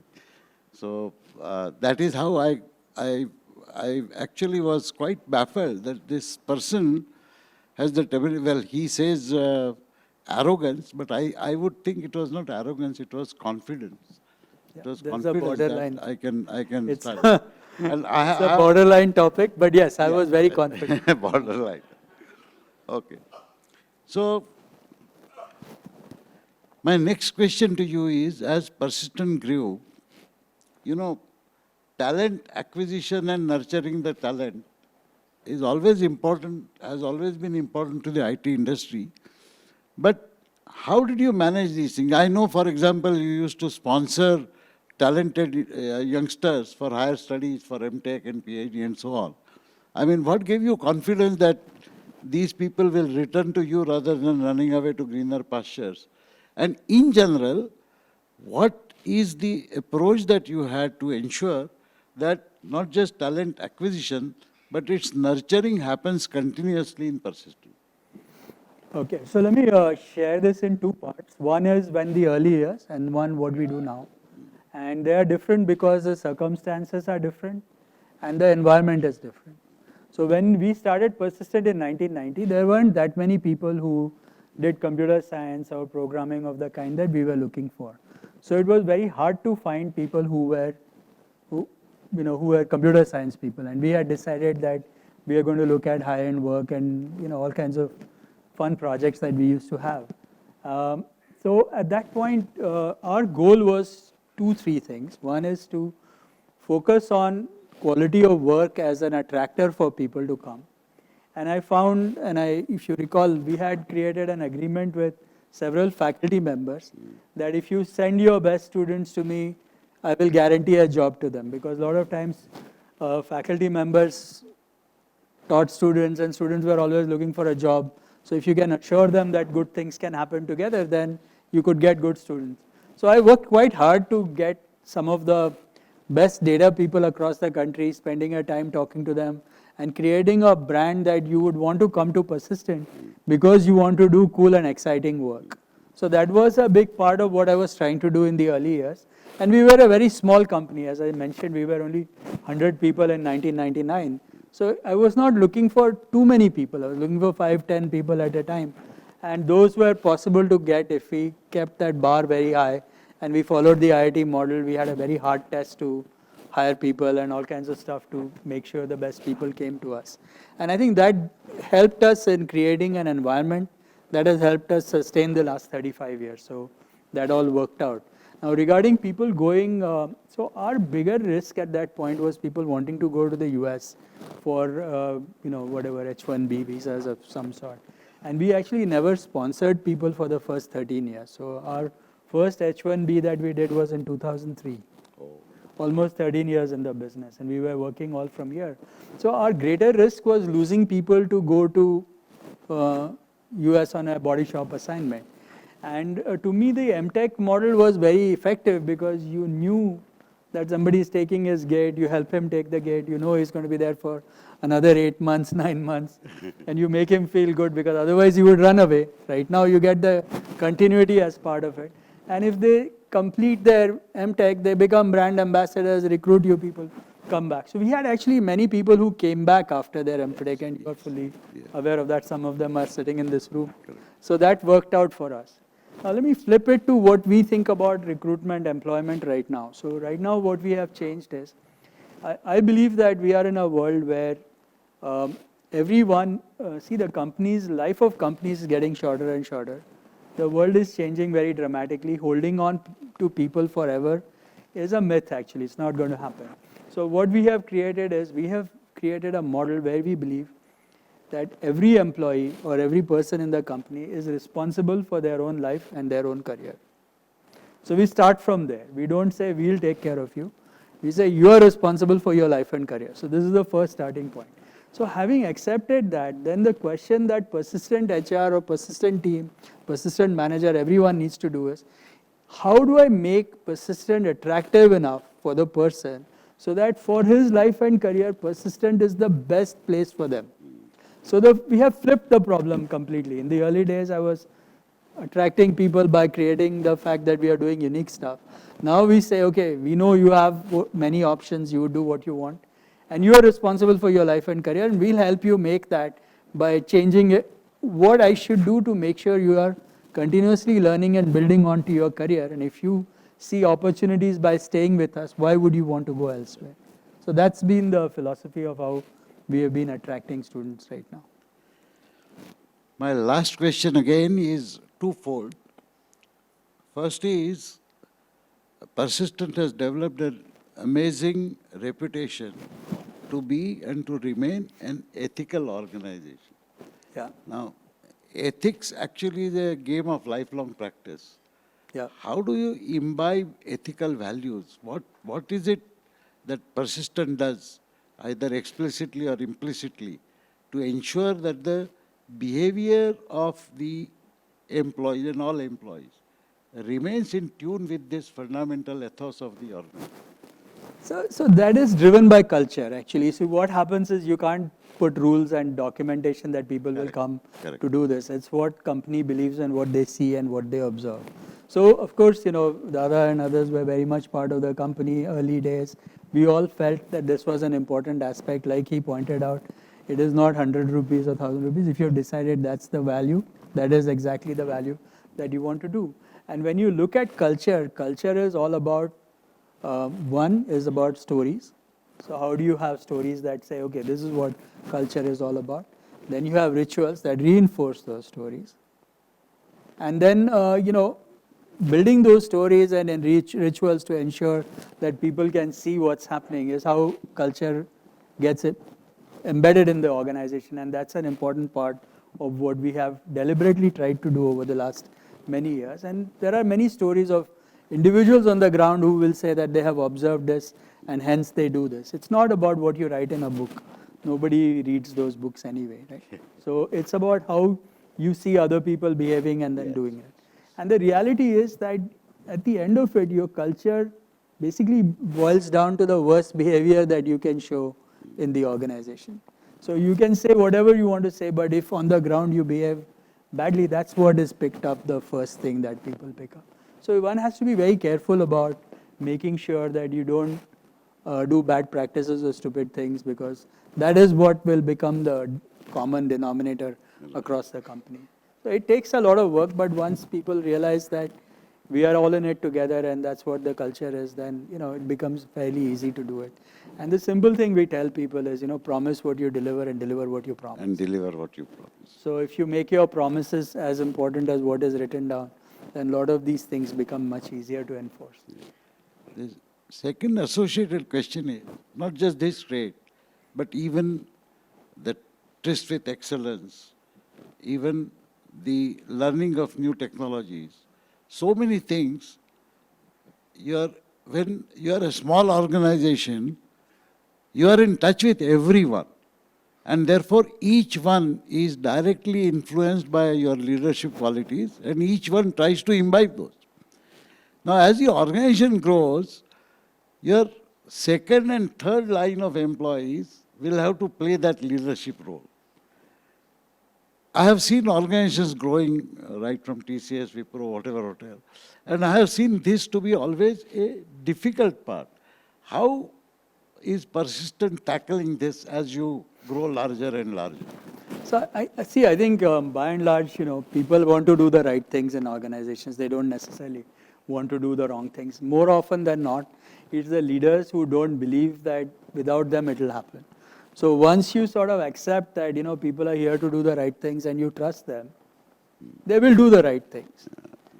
So most of the times what happens is that the founders and the leaders believe that without them it won't happen, and they try to interfere, which creates bigger problems than you need to. But if you let people, behave normally, they would do the right things by default anyway. So in some sense, that is what we have tried to do in every respect. We don't try to make sure that everyone needs to be at every meeting. On the ground, decisions have to happen, and you have to empower people to make them. And by and large, if you do that, you get the right behavior across the organization. And that allows you to scale. Otherwise, it's not possible to have leaders involved in every single activity or decision-making process. And earlier you let that culture open up, the faster you are. If you are always part of everything, then it's never going to scale. Essentially, entrusting individuals. Correct. And assuming that they will do the right thing. Assuming they will do the right thing. They will do the right thing. Nobody comes out in the morning saying, I'm going to do something wrong, right? Everybody wants to do the right thing. Nobody. That's a good point. It's just that sometimes people believe if you let people do the right thing, they will. Correct. Very good. Thank you, Anand. Let me now turn to my friend Harish Bhai. I'm tempted to read a few lines that I had written for the Marathi book. Oops.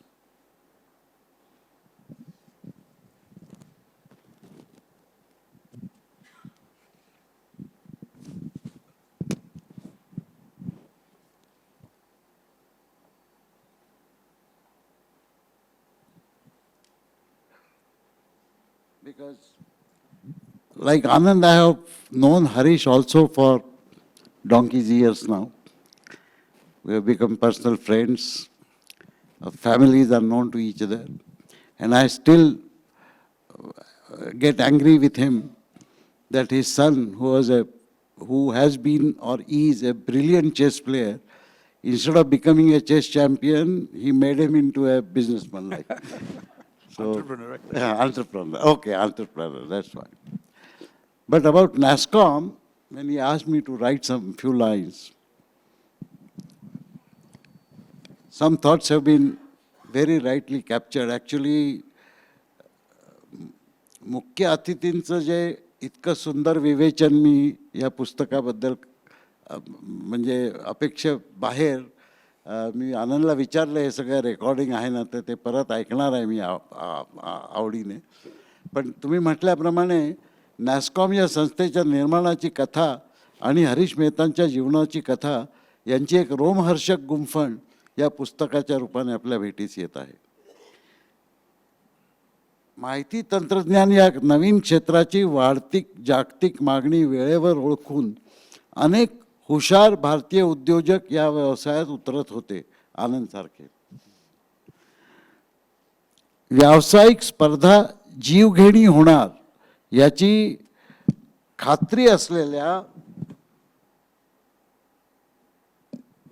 अशा अनेक उद्योजकांची एकत्र मोट बांधणे, स्पर्धा करीत असताना एकमेकांशी सहकार्य करणे कसे व्यवसायाच्या आणि देशाच्या दृष्टीने महत्त्वाचे आहे हे पटवून देणे आणि ह्यासाठी एका आगळ्यावेगळ्या संस्थेची स्थापना करून तिची मनपूर्वक जोपासना करीत तिला जोमाने पुढे आणणे हे येरागवाळ्याचे काम नव्हे.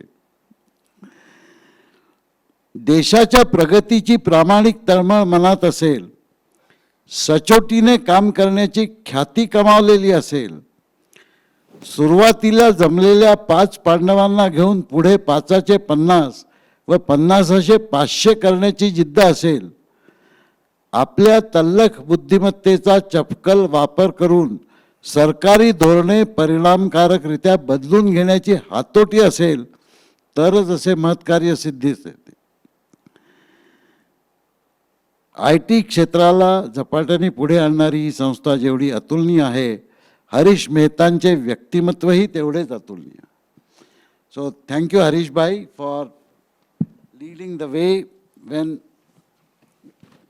the days, as Anand rightly said, were terrible days for the nation.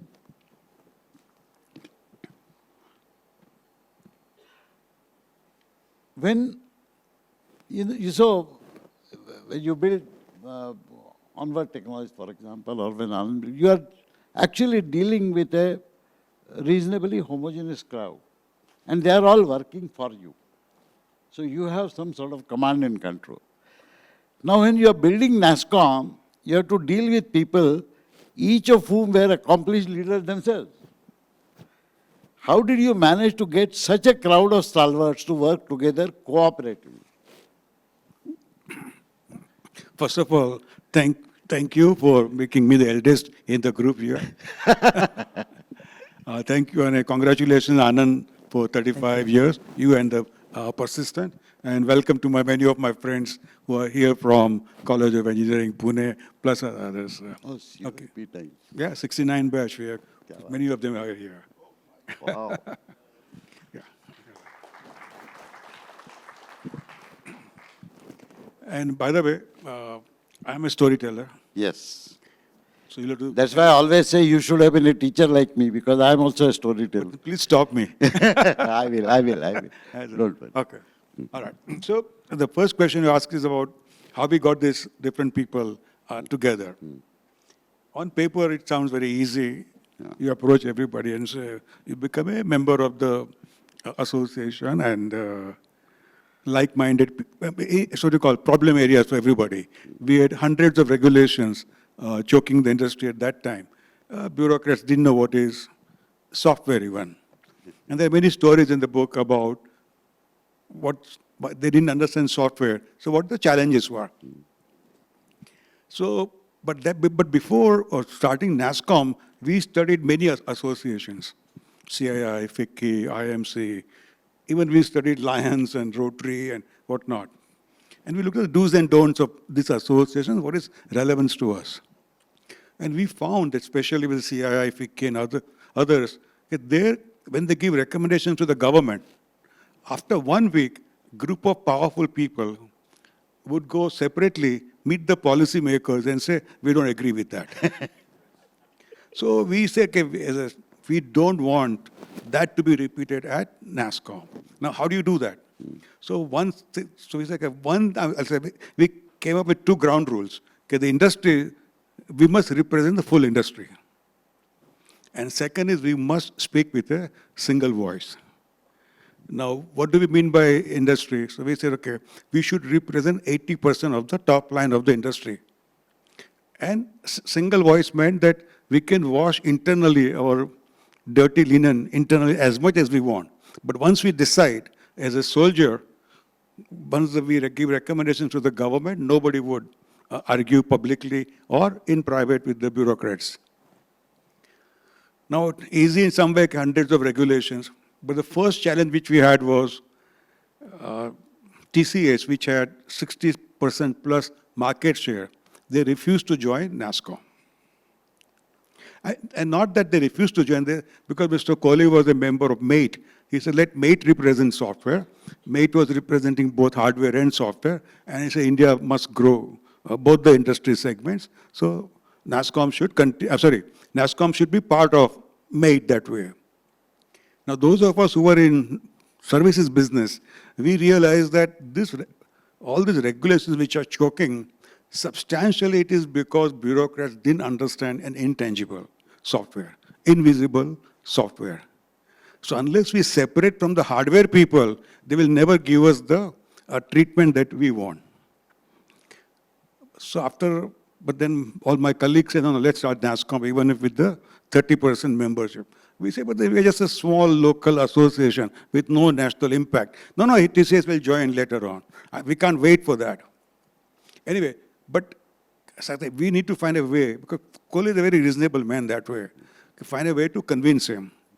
Finally, this intangible part, I realized that I can carry Mr. Kohli with it. So I went to Mr. Kohli after 3-4 months with 15 regulations choking the industry, saying all this because of software is not defined, or software is treated as an hardware. Simple thing, I can give an example that, and it is also written in the Ram Dorai's book also, that when you import software, you import on a floppy drive. Now the software can be worth, being intangible, 5 rupees, 50 rupees, 5 lakh, 50 lakh. Now custom officer has to charge duty on it. He would charge duty on what? The floppy. So he says, on the weight of the floppy, I'll charge the duty. So that was the understanding of, but it was hurting us very badly because they will delay the process of clearing software and whatnot. And the worst, the hardware industry was manipulating it. They were shifting the entire hardware pricing, hardware they were importing through the software definition and not pay duty. And then in the market, they would supply software, you can say pirated software free to customers. So which was hurting again us in terms of branding. Because when we used to go and meet prospect in USA, they would look at us as a thief. Because he said, I'll give part with my data and you are going to software and you're going to sell it to my competitor and whatnot. So we had serious challenge from that perspective also. But how do we had to convince Mr. Kohli that it is important for you to become a member of software. Then finally he agreed. He said, yeah, it makes sense doing all this, so that software must have a separate identity. But he said, I'll continue with MATE, and I'll put Dr. Nirmal Jain as a member of NASSCOM. So which is good enough for us. We just wanted 80% top line. Correct. And we wanted Nirmal to agree that whatever he wants to argue internally, but not outside. So that is how we, you can say, started in getting people together. And it built a very strong foundation with that analysis and the way we went You about. also did a very interesting thing then, when the whole country was worried about the global companies coming and inundating this country. Under Harish Bhai's leadership, NASSCOM suggested an open door policy where they said we should welcome all the top IT giants to India. Now, I can visualize the feelings in the bureaucracy then, in the government and so on, even in the industry, in fact. How did you manage to convince people that this will be useful in the long run?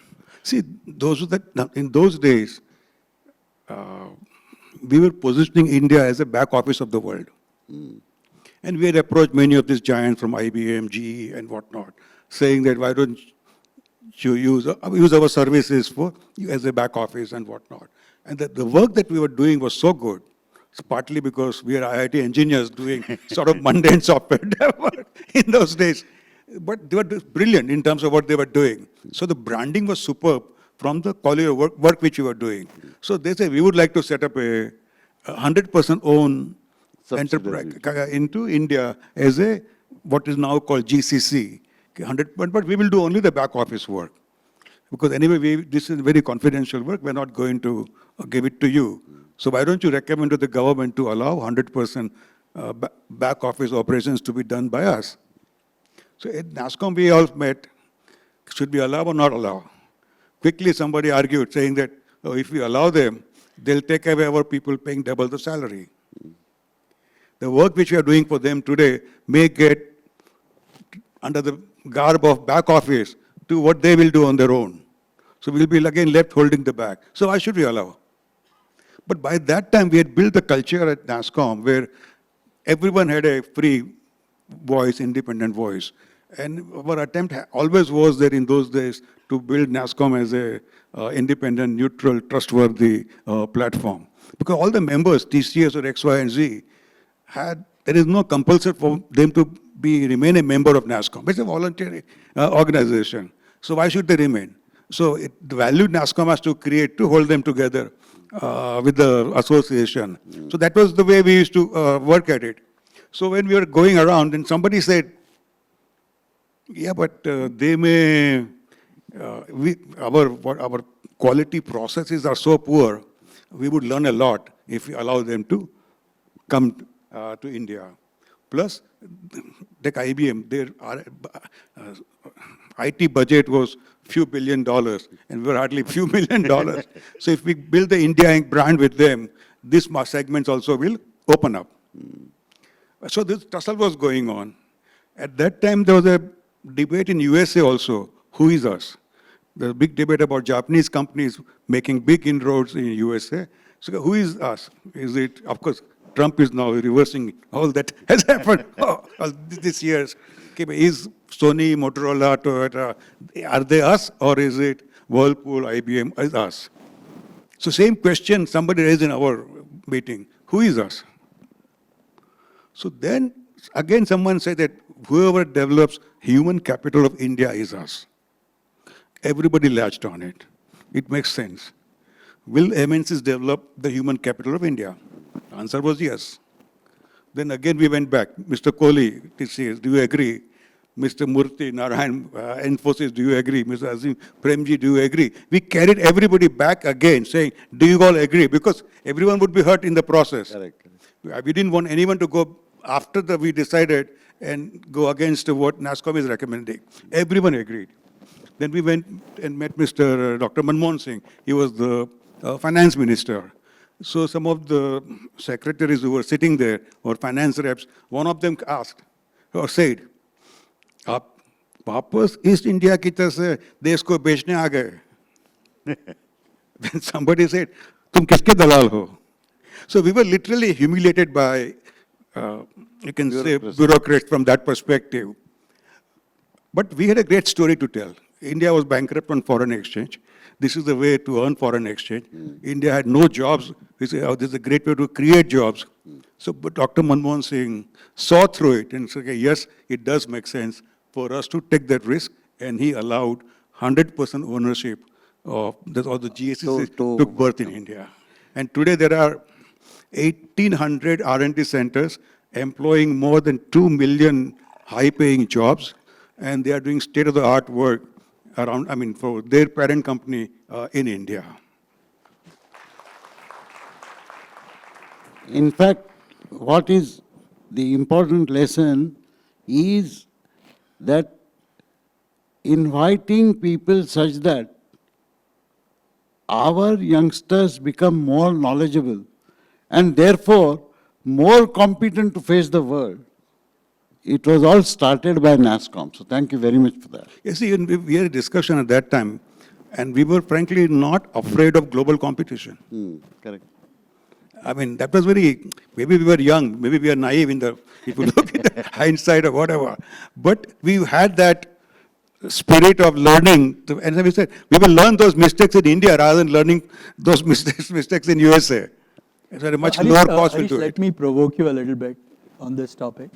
Now, we are in 2025 today, and the world is what it is today. What would be your point of view on the same topic now? Look at defense, you look at India, AI, all these other things that are happening. Moving ahead now, let me add one more thing. So if you look at semiconductors right now, right? We've had semiconductor GCCs in India for the last 30 years. We still can't design our own chip. Is it because we have subjugated our people to working with these guys, or we have not figured out how to do it on our own?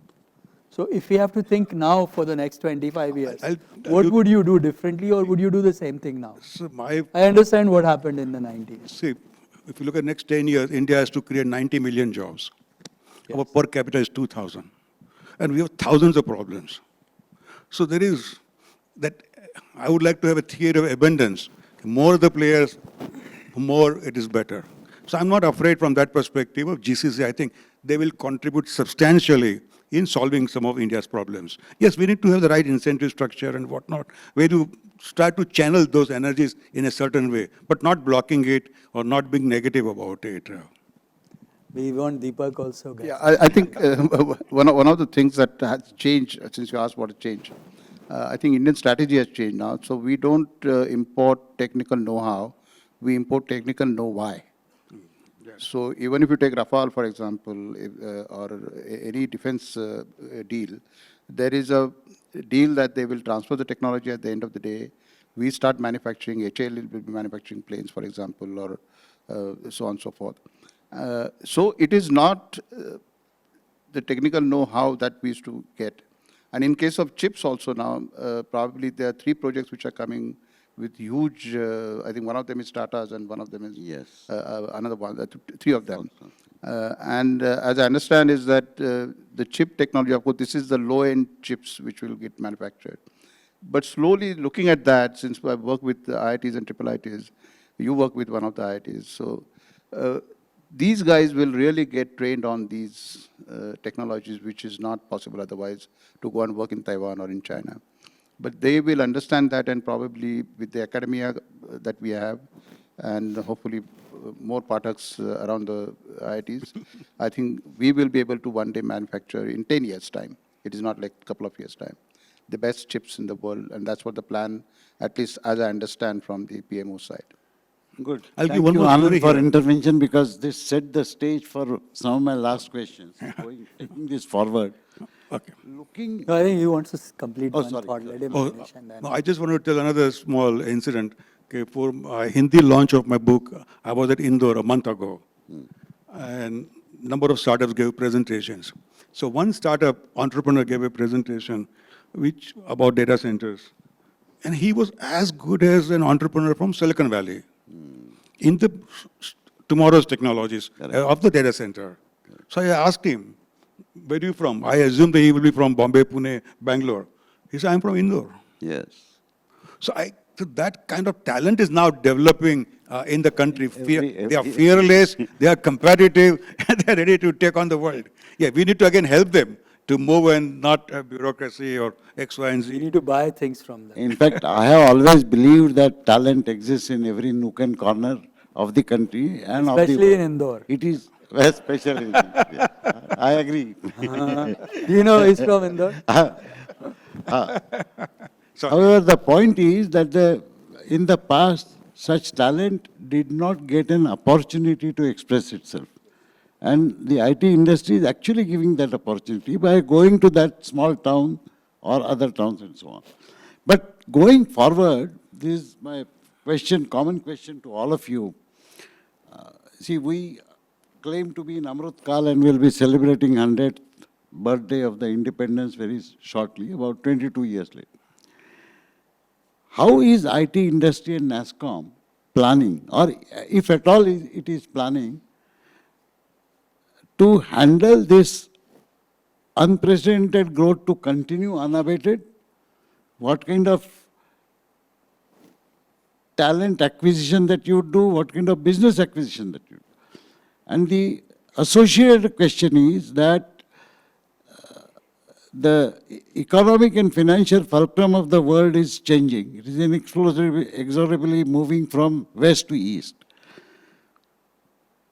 If in next 20 years, the richest companies and richest people have to start coming from Asia, then is our industry adequately looking at significantly enhancing the IT business footprint in South Asian countries, in China, in Japan, in Australia, and other places, as compared to US, which is the present focus of the IT industry, if I may say so.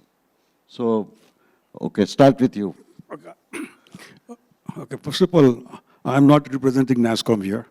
I'm here as an individual. Yeah, that's okay. Because we have official team in Delhi representing NASSCOM. So these are my, in that sense, the personal views. Yes.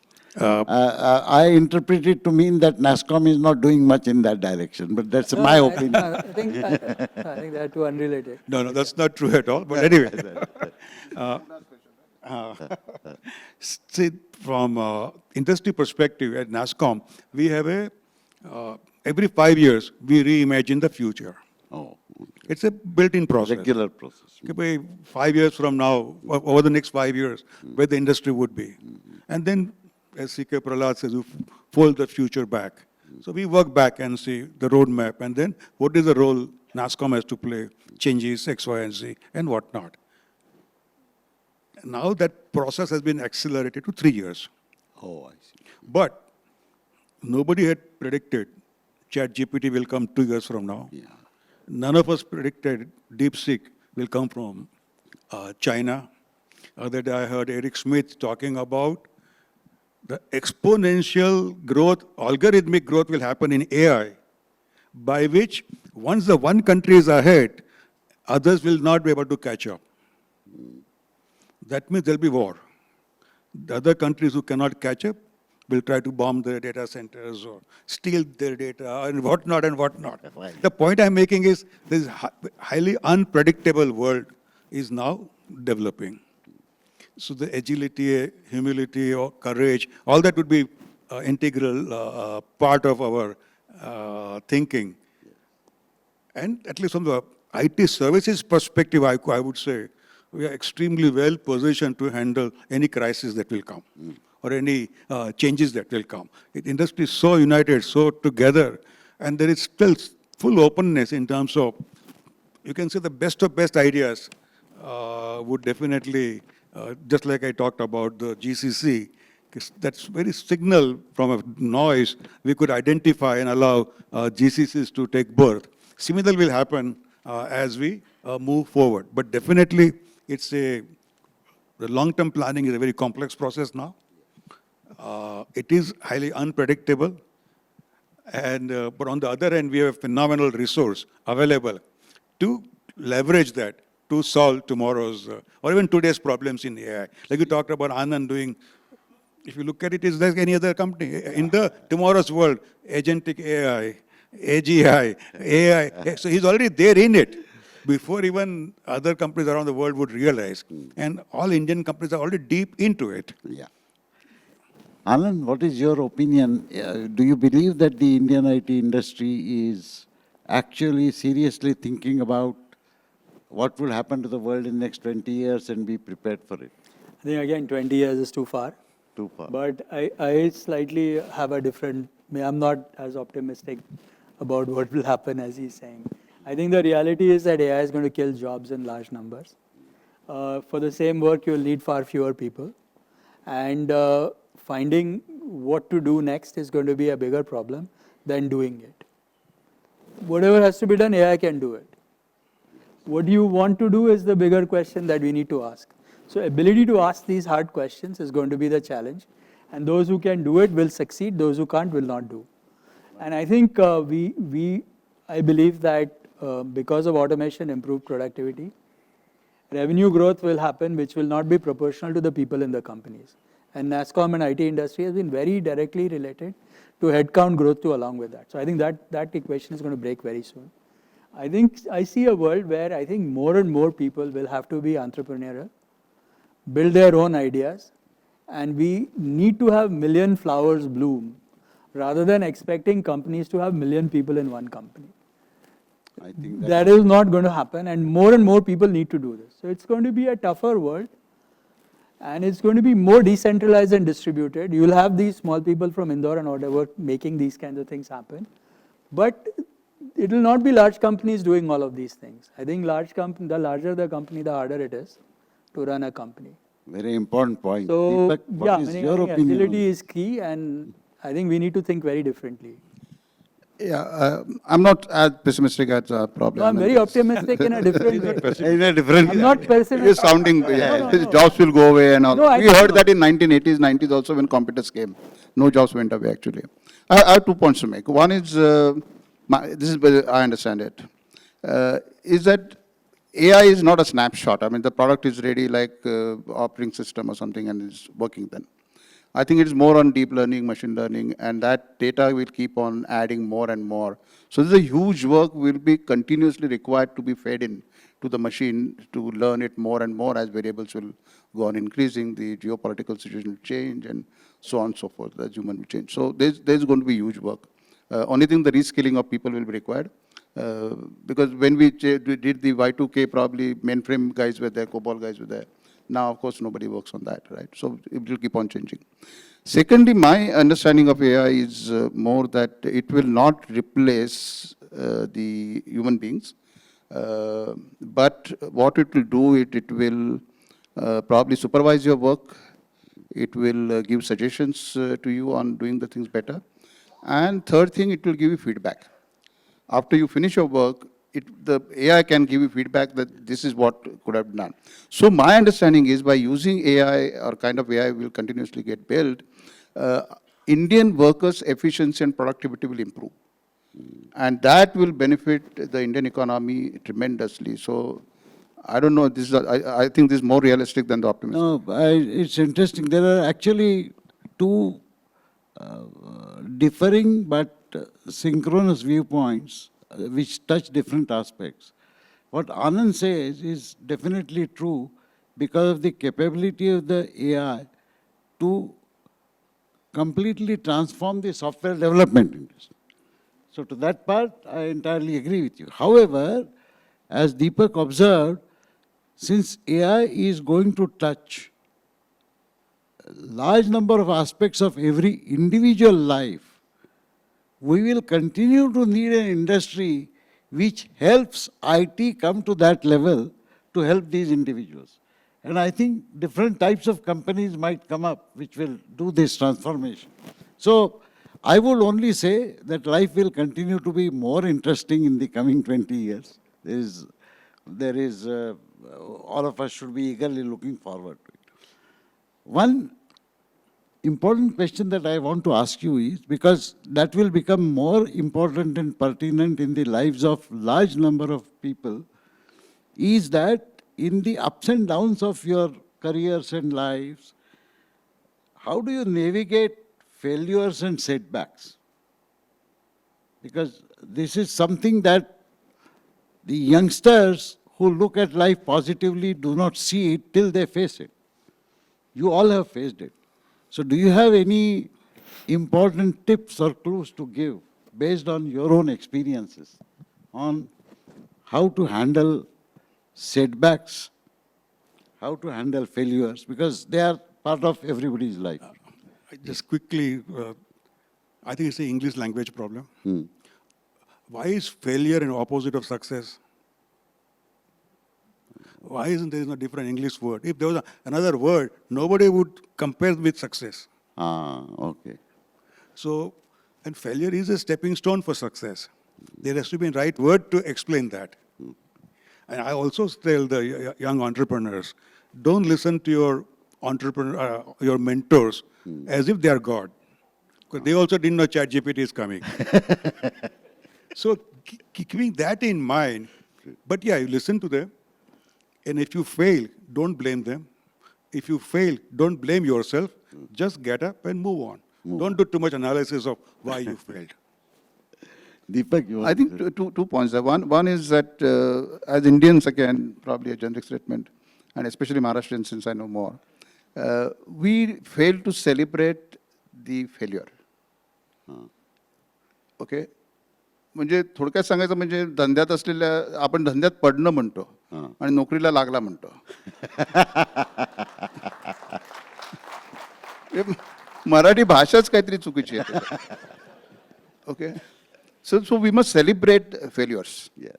That is, I think, very important. That is where deep आणि learning happens. एंटरप्रेनर्सना मी बरेच सांगतो. मी स्वतः university champion होतो वेटलिफ्टिंगमध्ये. But I still love, for the entrepreneurship, I love game of boxing.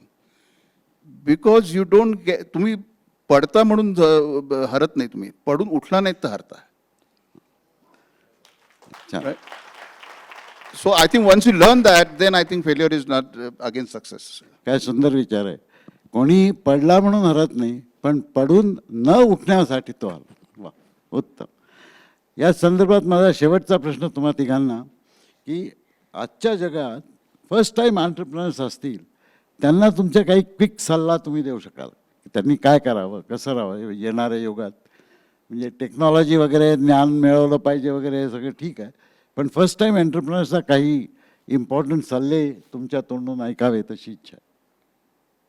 Harish. Develop an exponential mindset. So we are moving to a world which is so different now. Changes are exponential in nature. So your mindset has to align with that. And unfortunately, our brain is maybe $2 billion, 2 billion years old, but still cannot think exponentially or logarithmically. Okay. So we have to unlearn from that perspective many of the techniques of the past and relearn how do you start thinking exponentially in whatever business plans that you have. Basically, he's asking all of us to improve our brains. Rather a difficult proposition, but we'll try that. Anand? So I'll just add on to this. Not only should you think and build exponentially, but think and build what the market wants. In fact, this is something my friend Kanwal Rekhi told me when I set up the incubator. He told the entrepreneurs then, you will always make the mistake of falling in love with your great technical ideas. Don't do that. Fall in love with those ideas which market loves. So that is the hallmark of it. Deepak, would you like to add? I think think out of box. That is what he said was right. I mean, we run a PE fund, and we have seen probably 400 entrepreneurs and 40 we invested in. But the only question asked, the guy comes with the 2 crore, 5 crore revenues, because that's the minimum requirement. We don't see the PowerPoint presentation, so we talk to the people. So first question is, when will become 100 crores? त्याचं उत्तर जर का 15 सेकंदात त्या मुलाने किंवा मुलीने दिलं नाही, तर we don't fund them. Because you haven't even thought about it. Okay, I think that is, so thinking big is very, very important. And I think people who think big, not dreaming big is a sin. That's what they say. So think big, but support it with lot of efforts. आणि बरेचदा तुम्हाला असं नोकरी का धंदा, आमचे CA लोक बरेच लोक पहिल्यांदा नोकरी करतात म्हणतात की 5 वर्षांनी प्रॅक्टिस चालू करू, किंवा इंजिनियर्स लोक असं म्हणतात, पण ते शेवटी होत नाही. एकदा नोकरीला लागलं की तुम्ही गोल्डन हँडकप्स येतात आणि तुम्ही अडकता.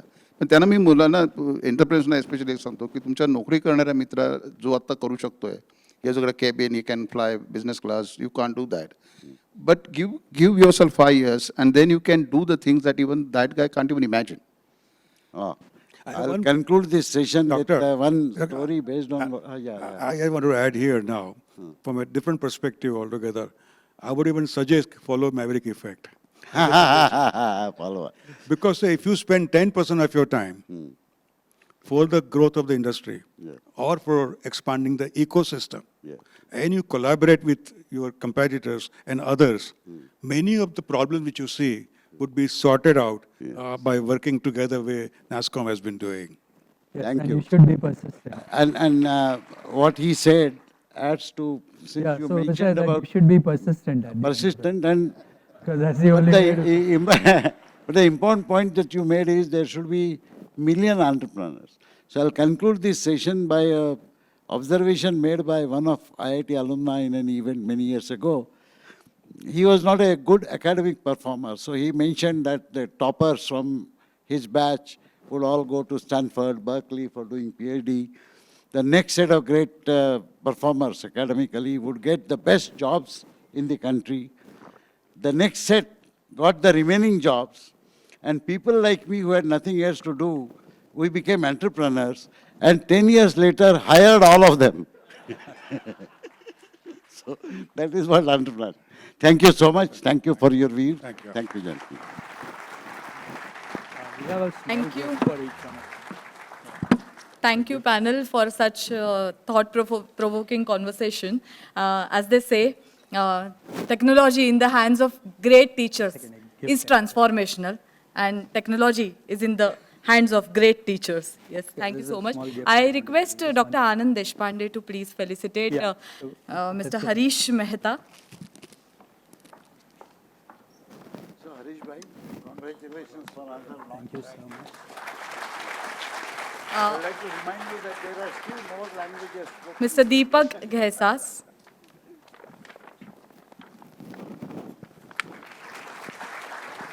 आणि ज्यांच्यासाठी टीचिंग हा फक्त कर्मयोग नाही तर धर्मयोग आहे असे पद्मश्री प्रोफेसर दीपक फाटक. आपल्याकडे फाटक आहेत म्हणून मी त्यांना मुद्दाम गेट्सचं पुस्तक दिलं. अरे वा. Thank you panel. तुम्ही वाचलंय? Thank you. So, for our online viewers, this is the end of the program. Thank you so much for gracing this occasion. Thank you so much. And now to deliver the vote of thanks, I now request Mrs. Sonali Deshpande, Chairperson, Persistent Foundation, to please come on the stage. Mrs. Sonali Deshpande. So to round off a wonderful evening, expression of gratitude comes very easy to all of us, to both of us for sure. So just wanted to thank everyone. The first part of the program, thank you Dhanashri for moderating it. And thank you Harish Bhai for writing this wonderful book, The Maverick, which was released 3 years ago. And today we released the Marathi version, which is called Atulniya. Like it was announced, please collect your complimentary copy of the book on your way out of the auditorium and at the time of dinner. Thank you, Harish Bhai. Thank you, Mr. Anil Kuvekar, for gracing this occasion today and sharing your thoughts about the book. Very insightful and very thought-provoking, and it was actually very nostalgic for me, and I'm sure for many people who've been all-timers in the software industry and within and in and around Persistent for the last so many years, to see the growth of the software industry in our country, and especially the work done by NASSCOM, how it was formed and what they did to, I think, empower the software industry more, make it easier for companies like Persistent to do business in India. Thank you, Mr. Anand Limay, for publishing. And then now we come to the second part of the program, which was Persistent at 35 and Anand at 35. So Anand reborn in 1990 when he became an entrepreneur. So, I think we should just applaud him because, Persistent is here. Where is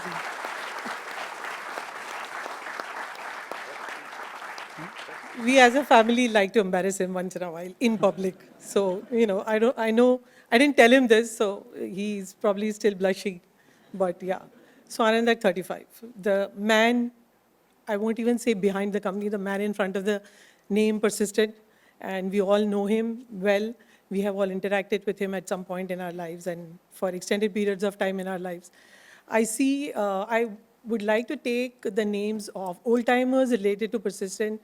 I'm sorry if I miss anyone, but Mukesh Agarwal, Rohit Vaishampayan, Anand Deshpande, and Vivek Sadle. These are former and current employees. And of course, the first few rows, and I think the rest of the auditorium is just full of staunch supporters, friends, well-wishers, and support pillars for all the contribution and to the success of Persistent. So thank you all very much for being here, spending a couple of hours with us. Please join us for dinner later. And no thanks is enough for all the guidance that you have provided to him and to the leadership at Persistent. Of course, I should mention the last 5 years, Sandeep Kalra, our new CEO, has contributed to the success of the company, taken it to the first $1 billion in revenue, and still scaling great heights. The last 20 quarters was what was shown, and it has been since he has come in as CEO. So hats off to him too for continuing the legacy of, yeah. And then for the esteemed panel, they had a wonderful discussion, which was a good mixture of the book as well as the success of Persistent. So I would like to thank Professor Phatak, as usual.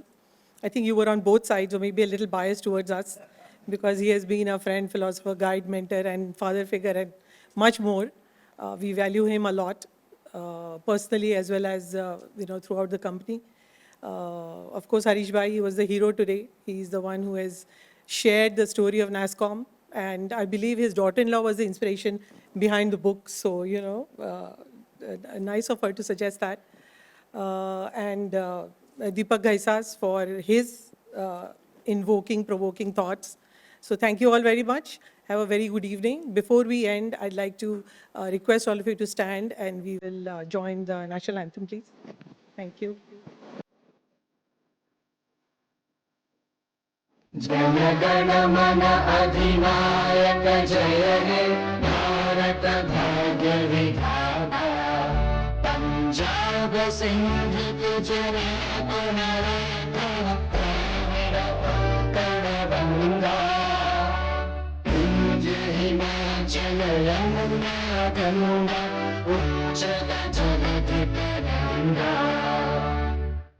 शुभ नामे जाएंगे, तब शुभ आशीष मांगे, गाहे तब जय गाथा, जन गण मंगलदायक जय हे भारत भाग्य विधाता जय।